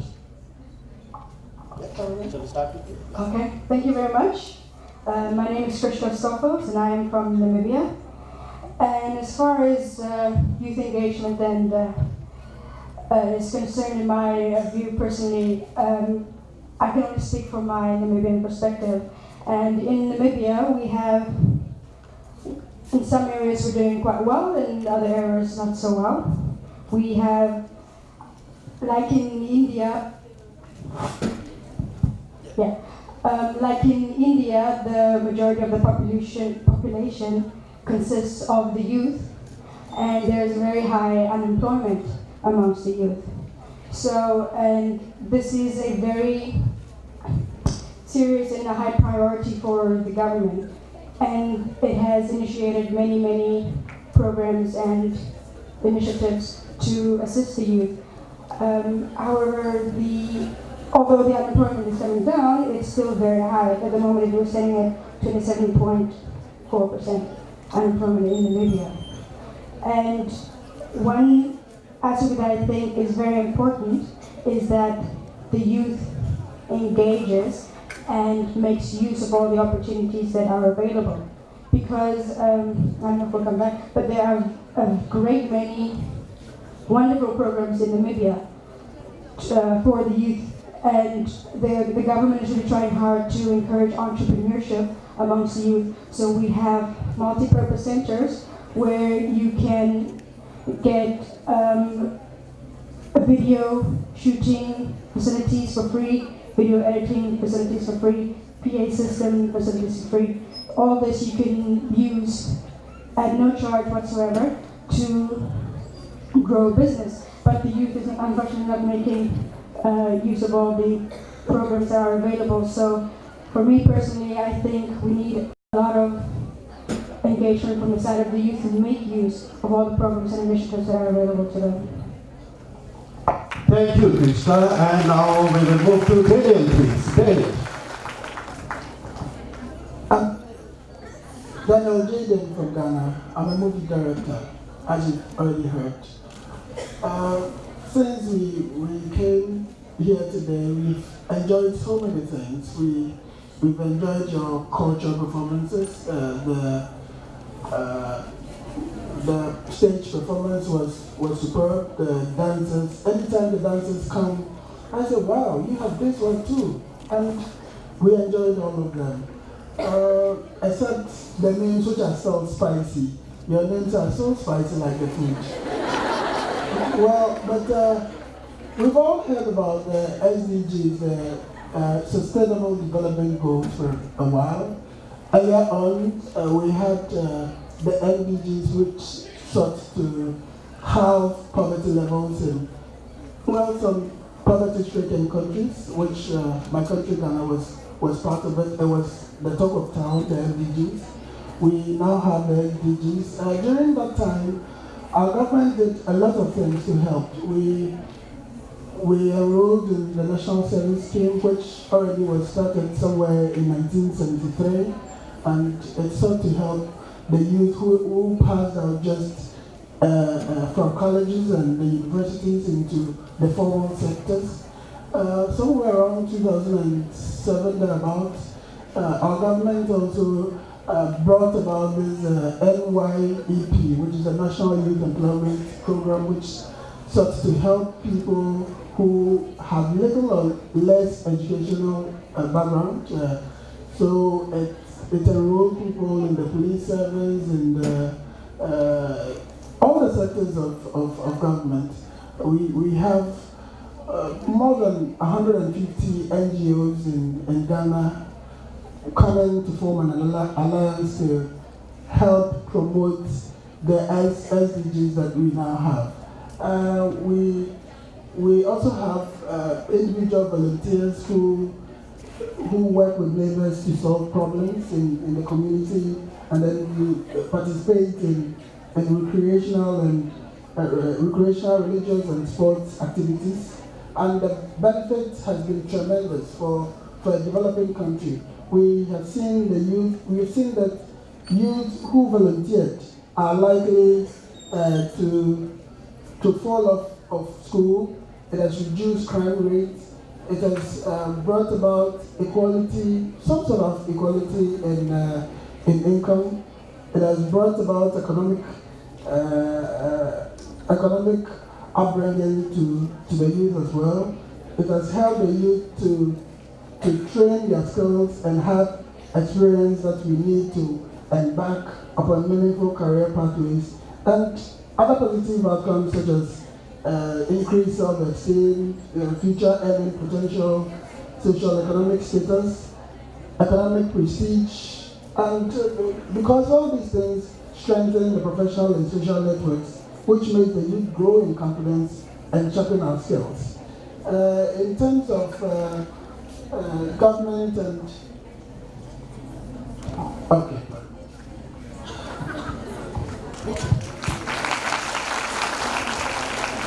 Thank you, Mr. Sten, for the floor.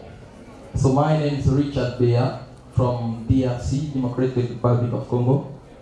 I'm really delighted to be hosted in this beautiful institute. So I am going to speak and try to explain a little bit the way I understand civic engagement and youth.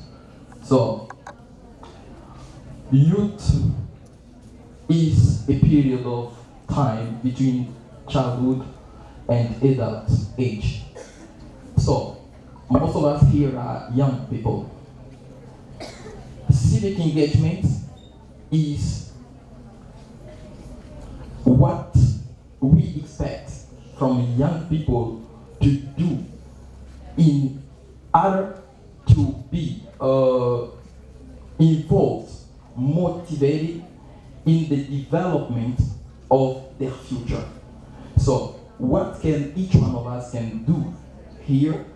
What can each one of us do in order to have a better future? So, we need young people to stop being spectators. We need young people to become actors of their lives. Most of us here are living as spectators. They are undergoing actions provoked by so many people, by representatives of government and so on. By the time we should, as young people, be self-actors of our lives as well. And so we should work as Dr. Dilawar said before me here, that we should work in synergy. Working in synergy means us young people working together with those representatives who are leading our countries, those presidents, ministers, deputies, senators, and so on, work in collaboration, hand in hand with them, in order to boost up the level, the skills of young people, and so we can have a better future. It's what I can understand about civic engagement, and that civic engagement as free man basis. So some of them were already quoted before. I mean, the fundamental element of civic engagement is the family, as some predecessors say. The family, why? Because it is the root of life. Life begins in the family. Each one of us started his education in his own family. After the family, the second element is school. In school, I put together institutes and universities. It's in schools and universities that we get skills that families could not give us. And after schools and universities, we have the third element which permits us to have civic engagement. It is the universe, the research we make in the world. Because when we enter in university, we call it university. It means the study of universe. We open ourselves to different worlds. As today, India has opened itself to us from Africa to come and explore India and see. We can learn from India. So this is university. We're learning the world in its entire form. It's what I can understand about youth civic engagement. How young people can be motivated and involved in the development of their future. I thank you. Great. Okay. Now, if we summarize what three of them have said, young people are not merely a target, not merely a beneficiary, not mere a technology or an iPad or iPhone to play with, but young people have got lots of potential in shaping their life and life of their community. Yeah, and young people, civic engagement of young people can make only sense when the young people are competent, when the young people are honest, when the young people are disciplined, when the young people are hardworking. Then and only then young people can play a meaningful role. Otherwise, the young people will be there in the whole space in terms of numbers, but without making much difference in the community or the world as a whole. Now, what we'll do is we'll open the floor for questions. If you have any question to the panelists, you can ask question. You please raise your hand, introduce yourself, your name, and the question. Keep your question very brief, please.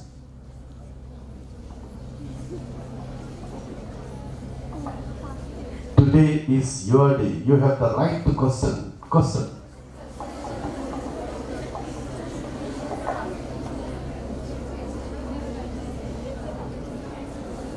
Is anyone? May I request for one microphone so that we can move it around in the whole space? So if somebody raise a hand. Volunteers, please make sure that you pass on the microphone. There is no hand in the whole space. सब शोले के ठाकुर हैं. सबका हाथ right है.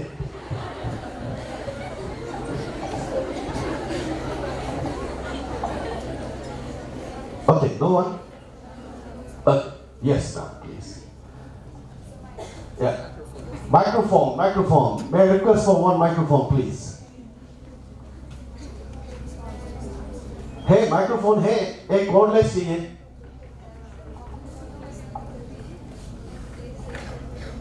यदि आप हमारे आवाज कहीं भी सुन रहे हैं तो एक माइक्रोफोन लेके तुरंत आइए.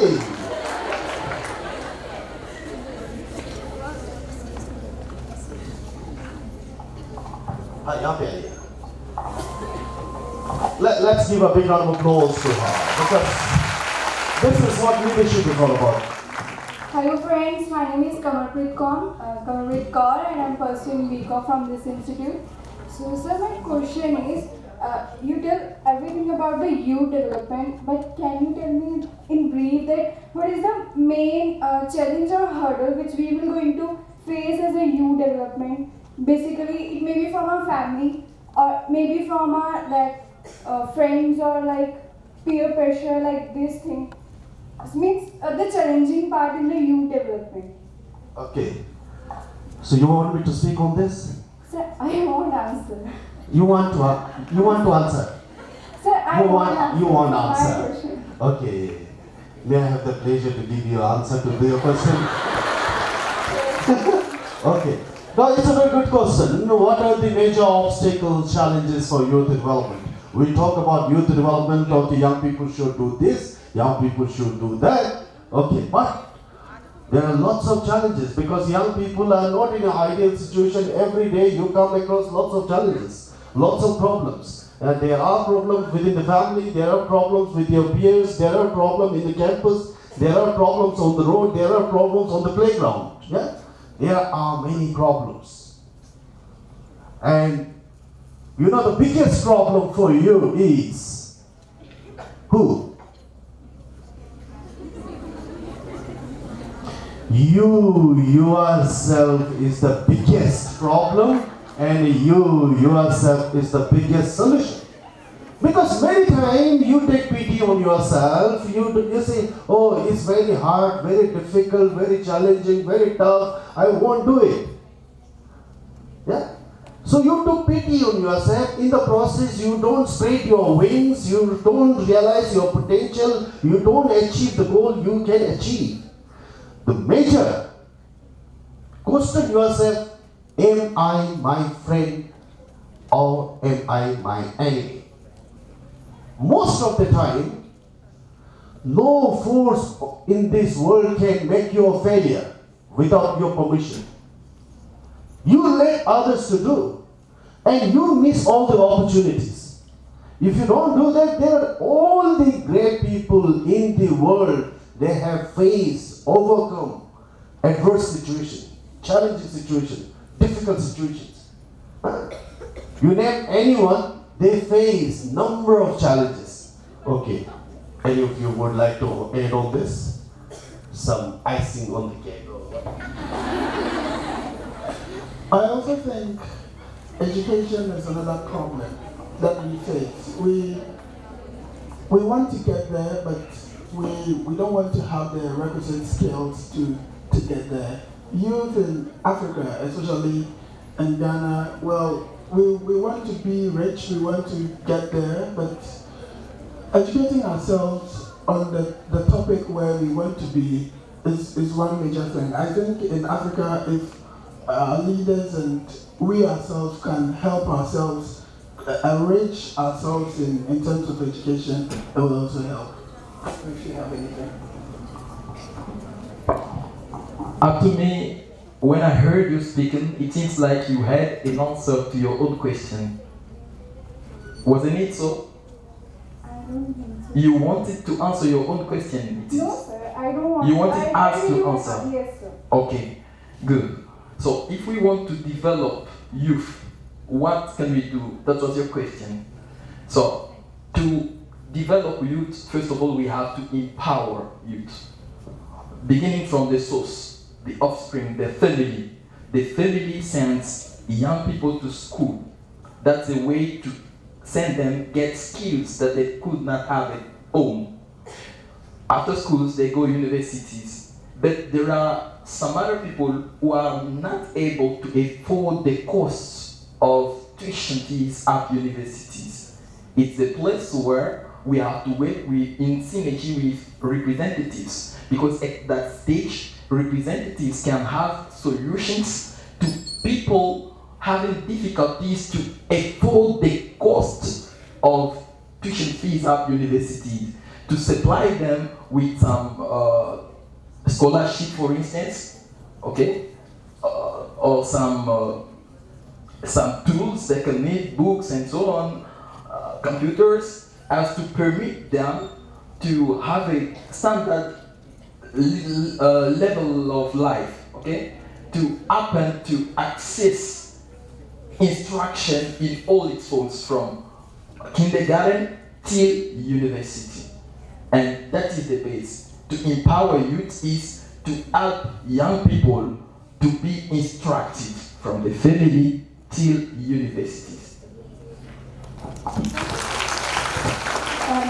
I just wanted to add one thing. I wanted to, bring it down and make it a bit personal. You were talking about, perhaps facing adversity and peer pressure and all those things. And I just wanted to, this is also just from my perspective, say that, everything serves a purpose, and adversity isn't something that needs to perhaps always be avoided. Let it serve a purpose. So it could either drag you down, or you can allow it to inspire you to create something beautiful. Like we heard earlier about the young Indian girl who lost her leg. You know, that to a lot of people seems a justifiable reason to just give up on life.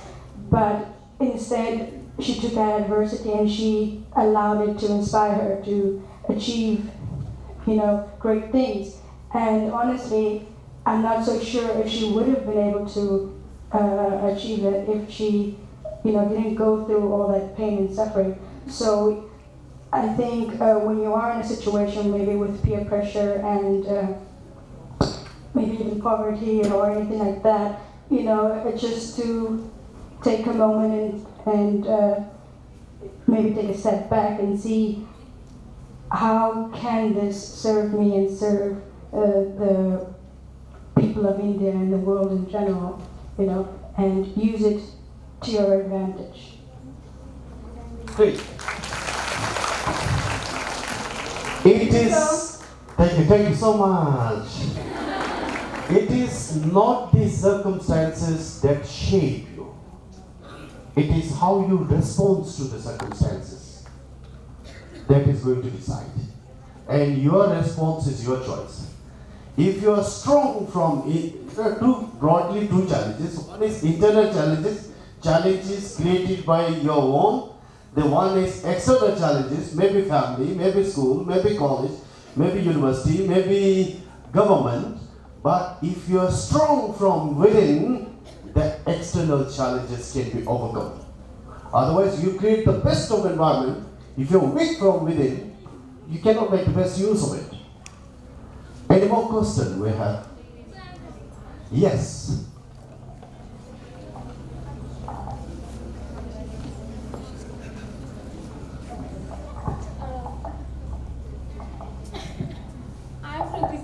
I'm pursuing BA from this college, and I want my answer on that.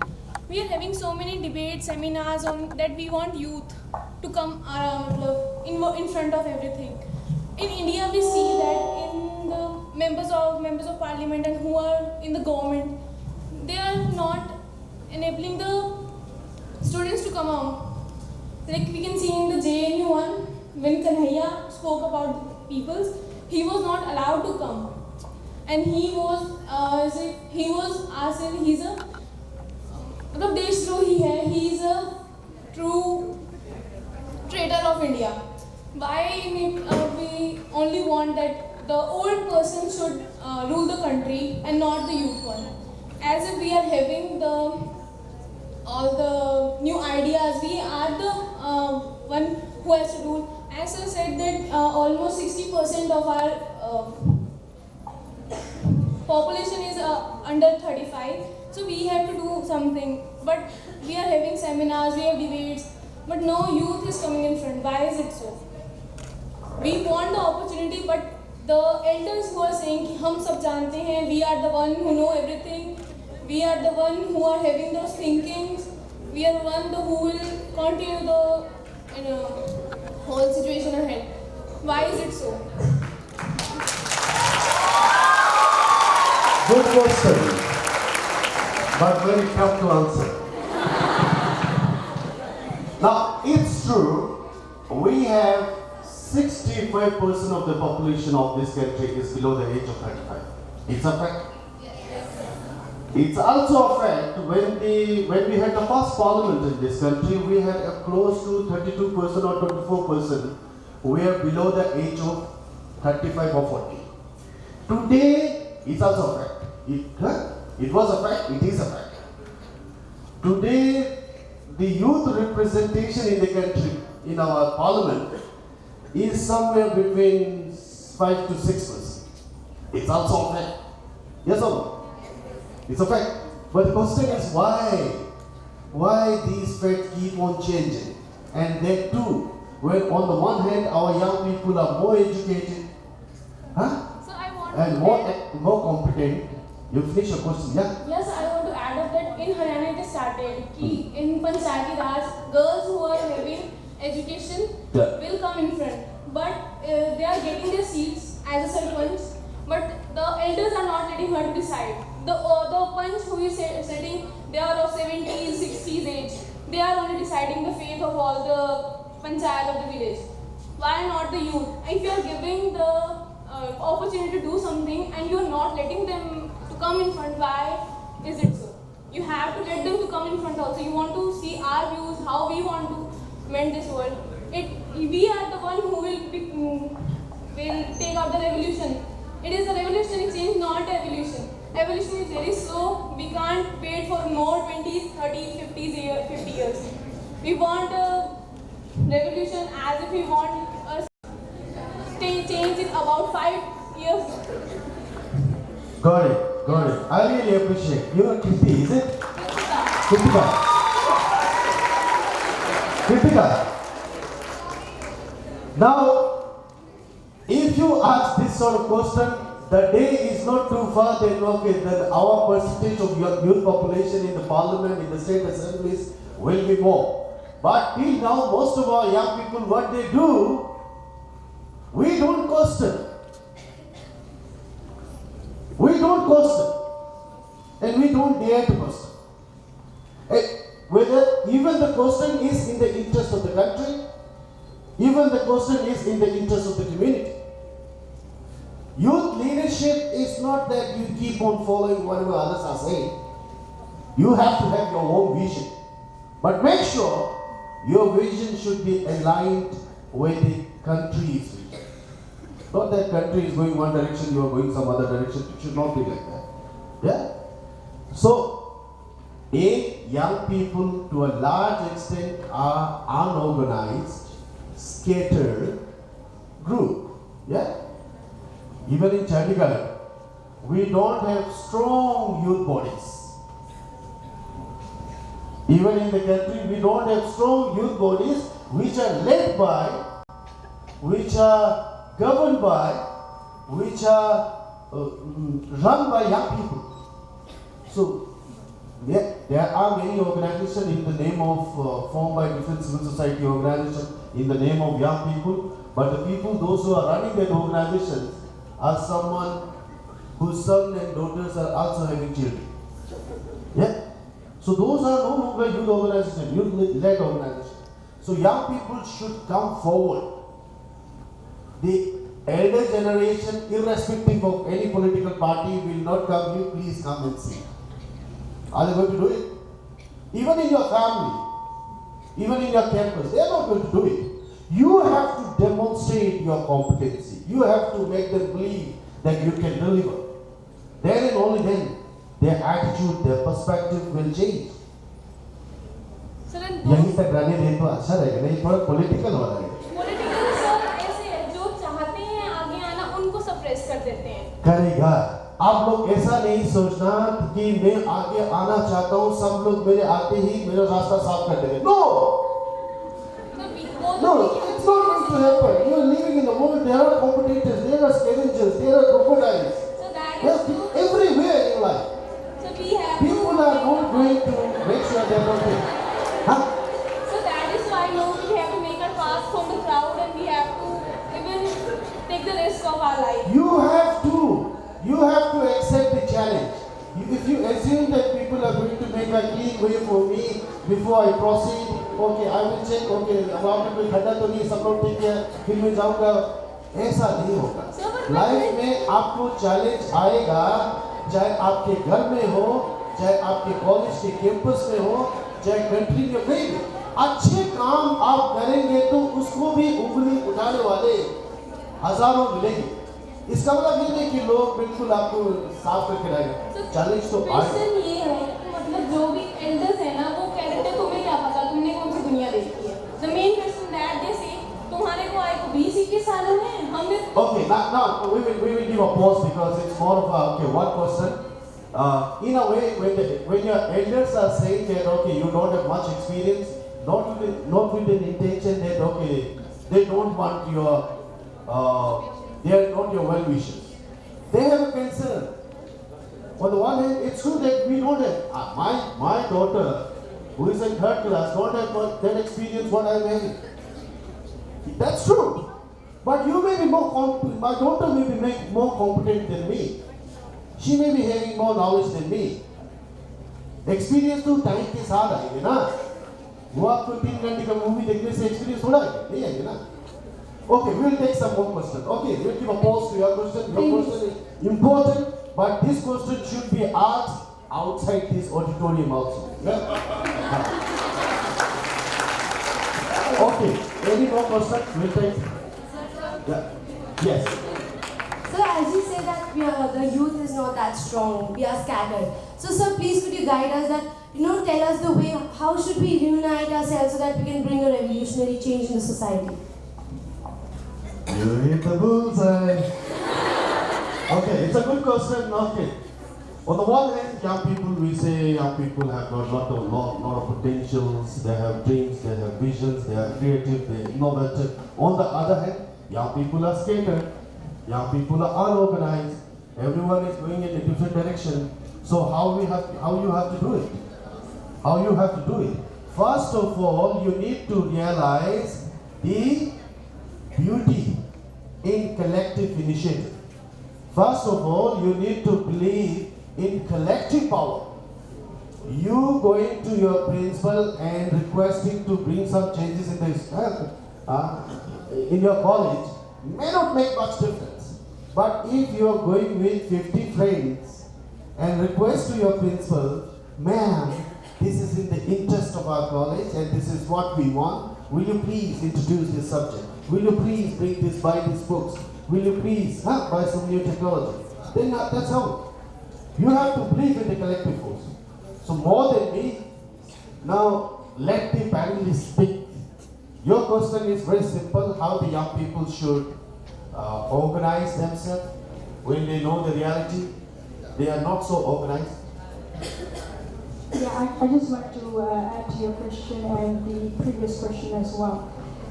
At the end of the day, the life that you're going to have and you're going to lead is not going to be something that was designed by the older people in the government, which is what it sounds like right now. What the life that you're going to have is going to be what you decide or what you don't decide. So you have a lot more power than I think you are aware of. And a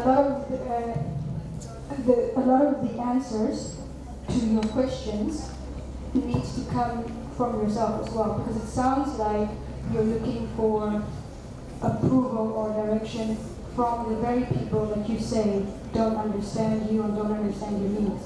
So who better to lead the youth to gain recognition for their problems and solve their problems than themselves. So I think maybe the youth, in conjunction with organizing itself, also needs to look within itself and towards itself for the answers. Because it's not easy, it's not clear cut. Sometimes you're going to hit your head and, like right now it sounds like you're very frustrated with the representation in parliament. Well, then that means that at least you somehow know where to begin. It sounds like, and I know I'm just been here for a couple of weeks, so maybe I'm telling Indians how to run their country, but it sounds like your frustration is already directing you where to start. So I just want to say that you don't need all the approval that maybe you think you need. What you already have your direction, you already have your frustrations directing you where you might want to start. So it really just comes down to you. You don't need someone to give you the green light, like the colleague was saying. You don't need the parliament or the government to invite you. Make them aware, and this is a great, and civil society is a great avenue to make the government aware of your needs and wants and frustrations. You want to say something?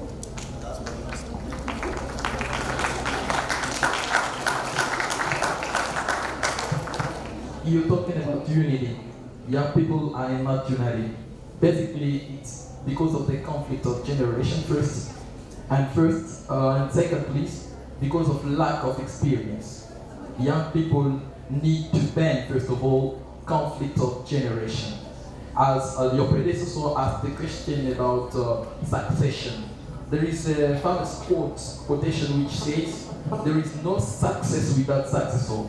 Young people have to accept that those people who are elder than them, leading, are more experienced than them.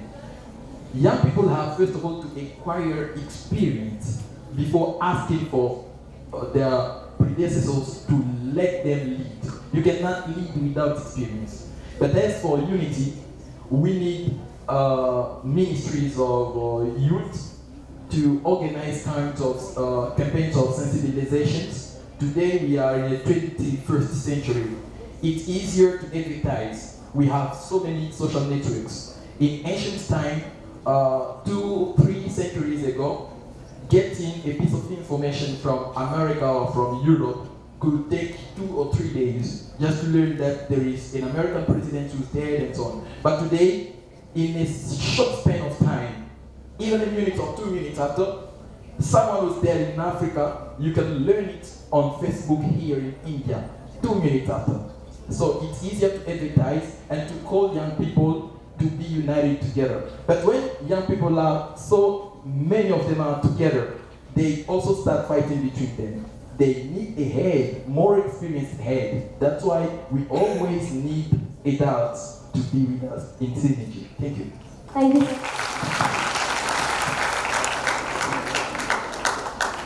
Excuse me, do not leave yet. Sorry. Well, I'll use my own example. When I completed uni, I did computer science. I didn't do anything related to this. I did my second degree to computer science. I had, well, some form of good work. Within 2 years, I wanted to help people in my community. I was thinking, how would I do that? I had no money, I had absolutely nothing. But I saw that there were so many people there who hadn't had the opportunities that I've had. But I still wanted to help them. So one day I saw some drama thing in my country. There's something called concert party. They do it on TV, and then people are happy, even in their homes, just to sometimes release people of their stress. So I saw this thing, and I wanted to do something like that to help people in my community also to be happy. So I thought that, okay, why not enroll people in something like this? To at least, if they don't even have money, they'll be happy. And as youth, we can all be united to doing something. So around 2004, that way, I organized people. I had the opportunity to call one of big shots in movies. His name is David Doctor. He came, and then with the little I had no sense of direction. I wanted to do it, but I didn't have the experience. So I asked him for it. I told him, after that, I have no money, I have nothing, but I want to help these people. I want them to also achieve things that I have. So I discussed with him. I told him, from that day, I'm not going to work again. I'm going to make sure that people in my community are also happy. They have something to do. At least if it is that something little that they can eat with, they can be happy for. At least it will be something better for me too as well. So I organized them. Through his help, I was able to bring my first movie, which won an award. I don't have any experience, but it won. And as I speak to you now, I'm the director of communications and the whole nation Ghana in film directing. How did I do that? I'm just young. You want to know my age? Well, it's okay, I'll tell you. Okay, let's give a big round of applause to all the big panelists. I wish I could stretch this panel discussion a bit, but time is way over time constraint. the difference between a successful people and someone who is not a successful people is successful people know how to say no to the wrong things. And whereas our failure knows how to say no to the right things. So what you will do in your life, you will come across many opportunities, and where you can engage, civic engagement, where you can make a contributions for peace, for prosperity, for uniting people, for education, for good health, for climate change. Make sure you don't miss those opportunities, because the next time the same opportunities may not be there. So with this, I will wrap up this panel discussion, because we have some more culture programs to entertain you. Let's do a big round of applause. Thank you so much.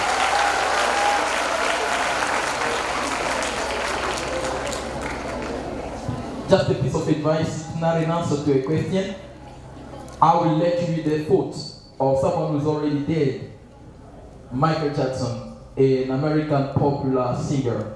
He said in his song, Heal the World, it's time that we stop existing to start living. That is a strong philosophy, meaning existing is as we are. Young people, we are there, doing nothing for our future, we exist. But Michael Jackson didn't want us to be like that. He wanted us to start acting. That is now living. We have to stop existing and start living. I thank you. Start acting now. Okay, thank you. Next. In terms of civic engagements, today almost half of the world's population is under the age of 24. Of these, more than 1 billion are defined as youth, being between the age of 15 to 24. This is the largest youth population the world has ever known. The past decade has seen a growing recognition of the importance of youth, participation in decision-making, as successful efforts of governments across the world to engage youth have led to better policy formation, implementation, and evaluation. This program is a significant milestone in the direction to promote meaningful engagement of young people in connecting countries to ensure peace and sustainable development. So now we'll begin with another cultural program, and proceeding to the next performance, may I please call upon stage Kevin from Jamaica to perform a dance.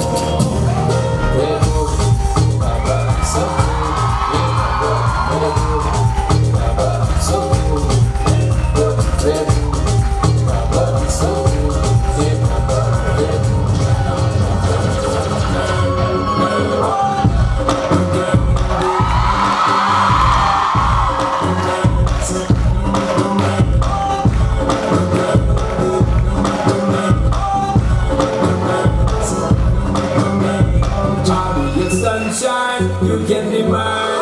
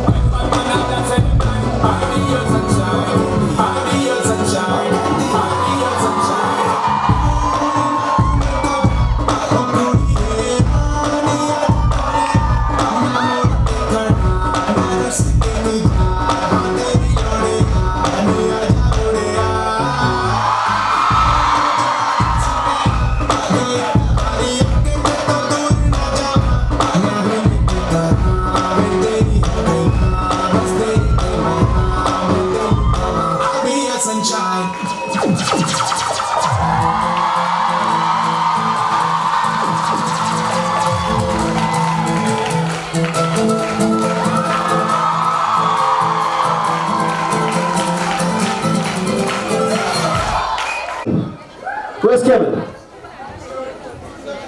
He's coming? He's a rock star. Yeah.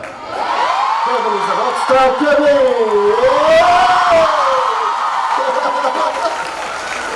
Thank you, buddy. Thanks a lot. Now, we have a couple of cultural programs more, but before that, our chief guest of the day, our beloved Major General Dilawar Singh, the Director General of the NYKS. He has got a commitment and he has to leave. He was stretching his time, but with a very heavy heart, okay, he is leaving. I hope so, sir, if I'm right. So may I request, sir, and all the foreign delegates, we would like you to receive a token of love from Director General and a bouquet from him. May I request all the foreign delegates to please come up on the stage? That way, foreign guests. Light, please, light. It is an International Youth Day, so not only foreign delegates, some representative from our own youth also. Huh? Yeah. But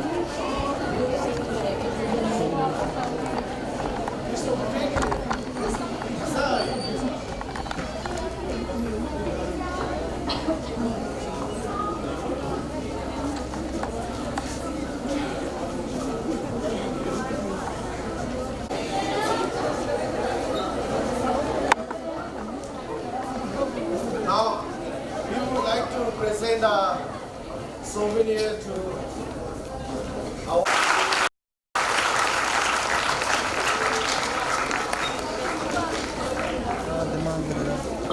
Once more. Character. Nation. Character. Nation. Character. Thank you. Thank you. So I would like to call upon stage Habibullah from Afghanistan to perform an Afghani song.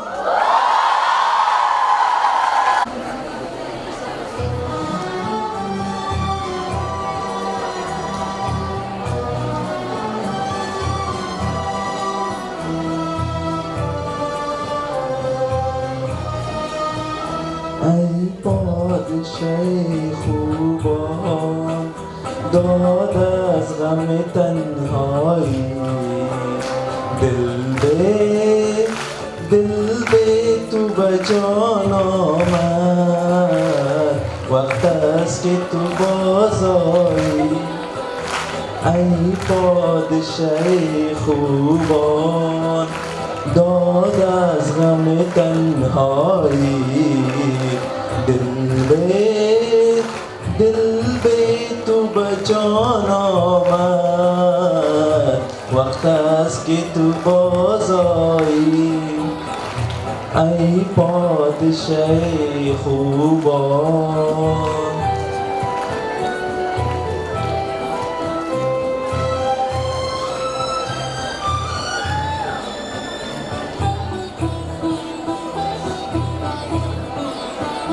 ای درد توام درمان در بستر ناکامی ای درد توام درمان در بستر ناکامی و یاد توام مانست در گوشه تنهایی در گوشه تنهایی ای پادشاه خوبان داد از गम तन्हाई दिल बे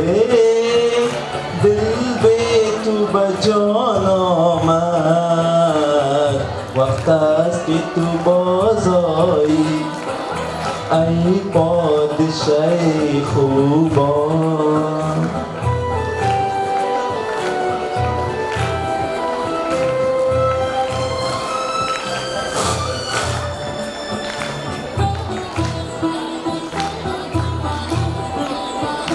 دایم گل این بستان شاداب نمیماند دایم گل این بستان شاداب نمیماند دریاب ضعیفان را در وقت توانایی در وقت توانایی ای پادشاه خوبان داد از تنهایی دل نے جسے پایا تھا آنکھوں میں گوایا ہے ای پادشاه خوبان داد از غم تنهایی दिल ने जिसे पाया था आंखों में गवाया है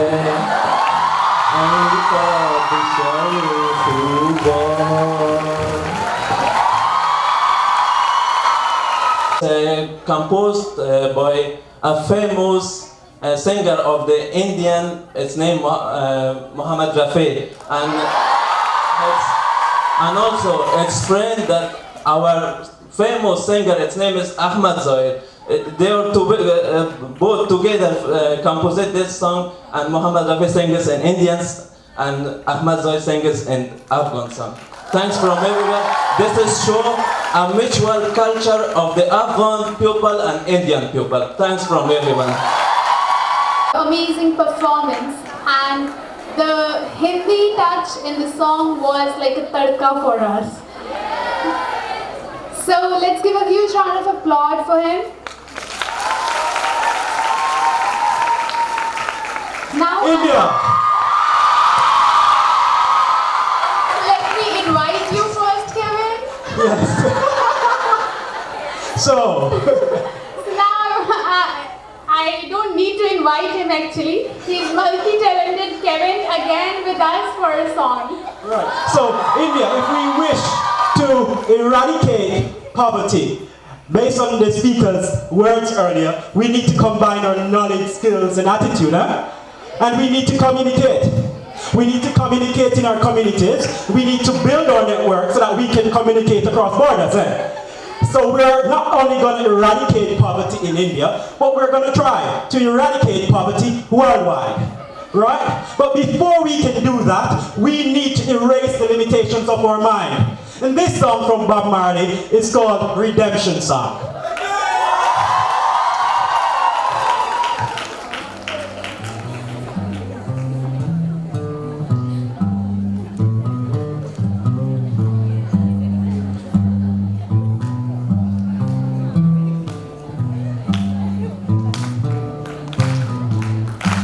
Emancipate yourselves from mental slavery. None but ourselves can free our mind. Back to atomic energy, 'cause none of them can stop the time. How long shall they kill our prophets while we stand aside and look? Some say it's just a part of it. We've got to fulfill the book. But won't you help me to sing these songs of freedom? It's all I ever had. Redemption song, redemption song. Emancipate yourselves from mental slavery. None but ourselves can free addiction to atomic energy, 'cause none of them can stop the time. How long shall they kill our prophets while we stand aside and look? Some say it's just a part of it, we've got to fulfill the books. But won't you help to sing these songs of freedom? It's all I ever had. Redemption song, the songs of freedom. Redemption song, the songs of freedom. Redemption song, redemption song, the songs of freedom. Redemption song, redemption song, the songs of freedom.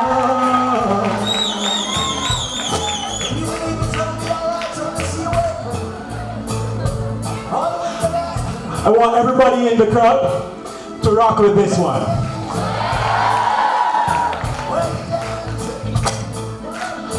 Wave your hands, wave your hands. Don't worry about a thing, 'cause every little thing is gonna be alright. Don't worry about a thing, 'cause every little thing is gonna be alright. Rise up this morning, smile with the rising sun. 3 little birds pitch by my doorsteps, singing sweet songs of melodies pure and true, saying, this is my message to you. Don't worry about a thing, 'cause every little thing is gonna be alright. Don't worry about a thing. Don't worry about a thing, yeah, every little thing's gonna be alright. Rise up this morning, smile with the rising sun.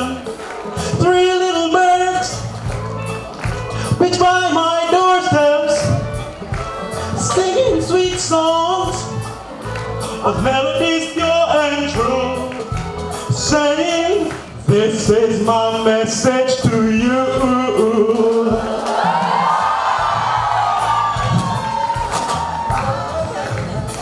So, in order for us to reach our goal, we have to have one love, eh?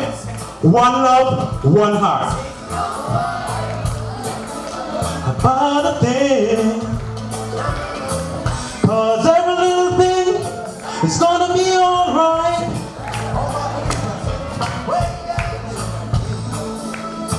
Wave your hands.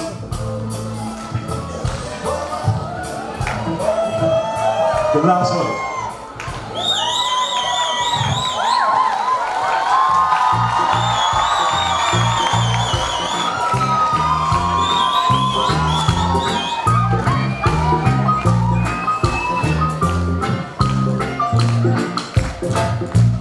One love, one heart. Let's get together and feel alright. One love, one heart. Give thanks and praise to the Lord, and we will feel alright. Sing it, let's get together and feel alright. Whoa, yo, yo, yo.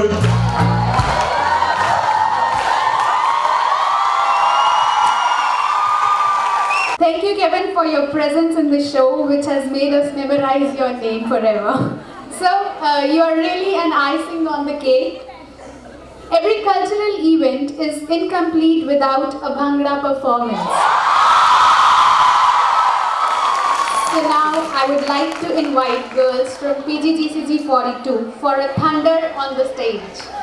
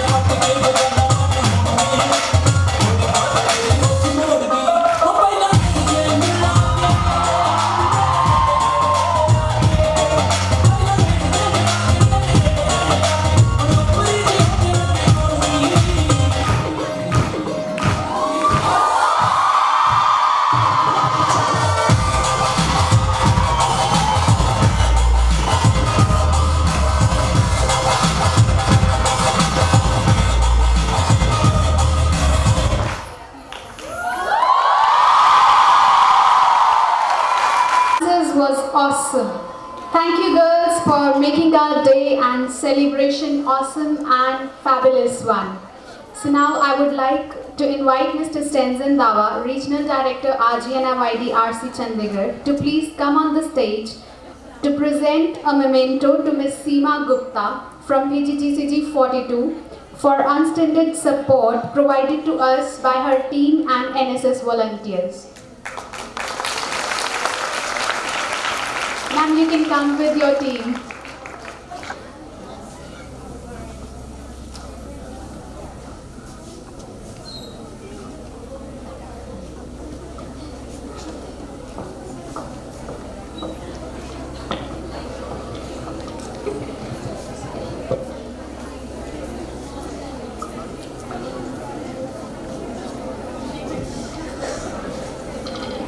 In the morning, I forgot one thing. Today, Rgniyd is celebrating International Youth Day across the country in 29 states and 7 union territories, yeah? With 36 partners. In total, over 10,000 young people across the country are celebrating. And we are proud, so proud, to have PGGCG 42 as our partner in Chandigarh.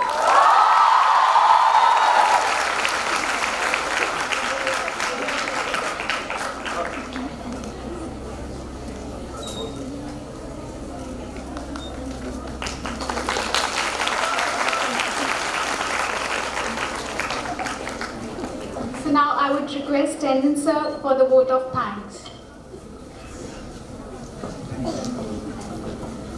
हवन करेंगे, हवन करेंगे, हवन करेंगे. Trust me,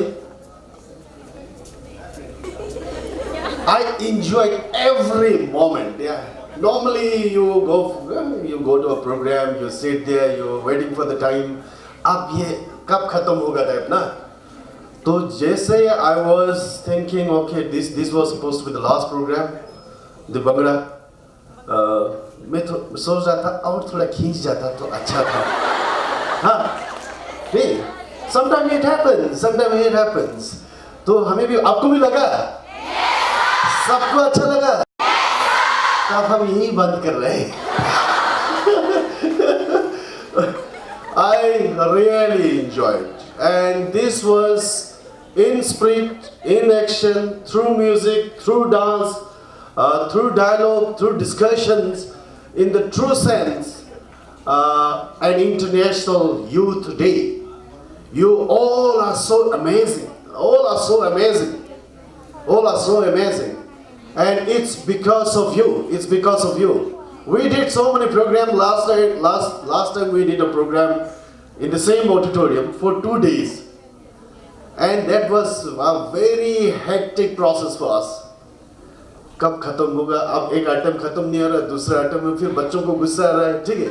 अब इतना मेहनत करके आया तो उसको परफॉर्म करने नहीं मिलेगा तो उसको बुरा लगेगा ही. पर आज हमें बहुत अच्छा लगा. आप लोगों को भी अच्छा लगा? जो अच्छा आप लोगों को आज लगा, the music, the dance, the smile, laughter, expression, energy you have demonstrated today on the stage should not be restricted to this 12th of August. It should keep on, it should sustain. It should sustain 365 days in a year. Then and only then you will be one of the active co-passenger in the road to 2030. And you are the one who will ensure environmental sustainability, and you are the one who will ensure education for all. You are the one who will ensure gender equality. You are the one who will ensure the eradication of poverty. Because you can do it. Trust me, you can do it. But the $1 million question is whether you want to do it or not. Whether you want to do it or not. So on behalf of Rgniyd, I would like to express my deep sense of appreciation to Mr. Vivek and all other faculty members from CDAC and all the talented, multi-talented youth leaders from CDAC from different countries. And all the young people, the smart students of PG GCG 42 for your active participation and making this day so special for all of us. And the smartest NSS team I have come across, because we organize programs in collaboration with the universities from Jammu and Kashmir to Andaman and Nicobar. But trust me, NSS program team of GCG 42, PG GCG, GCG बोलेंगे तो गुस्सा हो जाएगा, हमें PG, हम PG क्यों नहीं बोला, PG GCG 42 is one of the smartest team I have ever come across. I'm not saying just for the sake of saying. Yes. So that's why we are coming again and again. And we will keep on coming again and again. And we'll keep on engaging you again and again. And we'll keep you empowering again and again. So that tomorrow you are the one who will make a difference. Not only in your life, not only in the life of your family, but in the life of the community, country, and the world. And I would like to express my deep sense of appreciation and thanks to the media person, those who are not here. Normally media person comes when there is a culture program. वो जल्दी photo खींचते फिर चले जाते, ठीक है. So, but still the media tycoon is here. Sudeep Rawat is here. He is coordinating the media work. Sudeep, thank you so much and convey my regards to all your friends and colleagues. And my special thanks to NSS volunteers. You all are so smart. You look like a commando in a different dress. Yeah, all of us. बिल्कुल ऐसे Prime Minister का वो नहीं होता है, क्या बोलते हैं, SPG type, हाँ. So I salute all of you, not me but you. Yeah, this is the slogan. Yeah. Okay, not me but you, and you are the one who made this program successful. All of you, from the core of my heart, bottom of my heart, I sincerely thank you for your energy, for your participation, for your performance, for your smiles, for your laughter, for your songs, for your dances. And I wish and pray that you carry all these good things in your life from now onwards, so that you can keep on rocking in life. But at the last, I would like to express my thanks and gratitude to my heroes. There are some heroines also in the team. Yeah? My team, Aman Preet. Aman, will you please raise your hand? She's the one who was coordinating this whole program, not only here but in different states also. It was a huge task.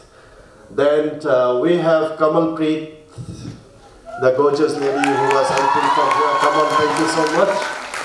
Then we have Sandeep Place. Now today after Kathak, Sandeep has got an inspiration and is going to join gyms very soon.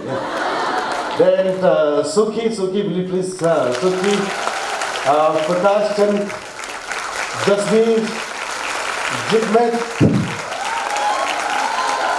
Is there any heroes who has left?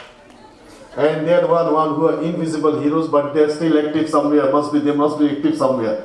So I thank you, all my team members. I am so proud of you. It's because of you we are here. And because of you, we enjoyed morning till now. हमने आपके लिए खाना बनाया है, ठीक है? और सुबह से मैंने बनाया, हाल पूरा छिल चुका है बनाते। तो खाना जरूर खा के जाइए, ठीक है? अब पैसा लेना सबसे, ठीक है? So we have arranged lunch for you. Yeah, I got up early in the morning. I especially prepared myself. Yeah, all the Indian cuisines are there. So I hope you will enjoy the Indian cuisine. After this, we will break and spicy. Yeah, you can pour some water. Yeah.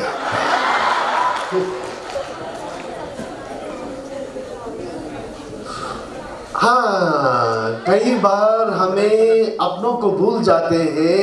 हमारे मित्र सारंगपुर और खुडालोरा, ये वो नेता है हमारे सारंगपुर और खुडालोरा में जहाँ पे जो बच्चों को जिनकी इकोनॉमिक स्टेटस अच्छी नहीं है और जो एफोर्ड नहीं कर सकते किसी कंप्यूटर पे कोचिंग इंस्टीट्यूट जाके कंप्यूटर करना, वो हमारे साथ कंधे से कंधे मिला के उन बच्चों की भविष्य, उनकी सपनों को साकार करते। सर आप दोनों थोड़ा खड़ा हो जाए प्लीज, थोड़ा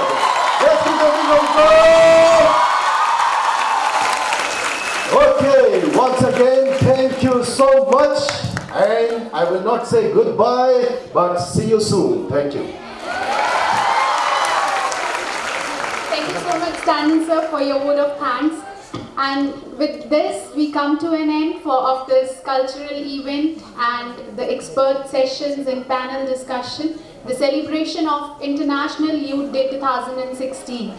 So I wish you all the best in future endeavors for overcoming the challenges and taking them as opportunities to prove your worth for your community and your country.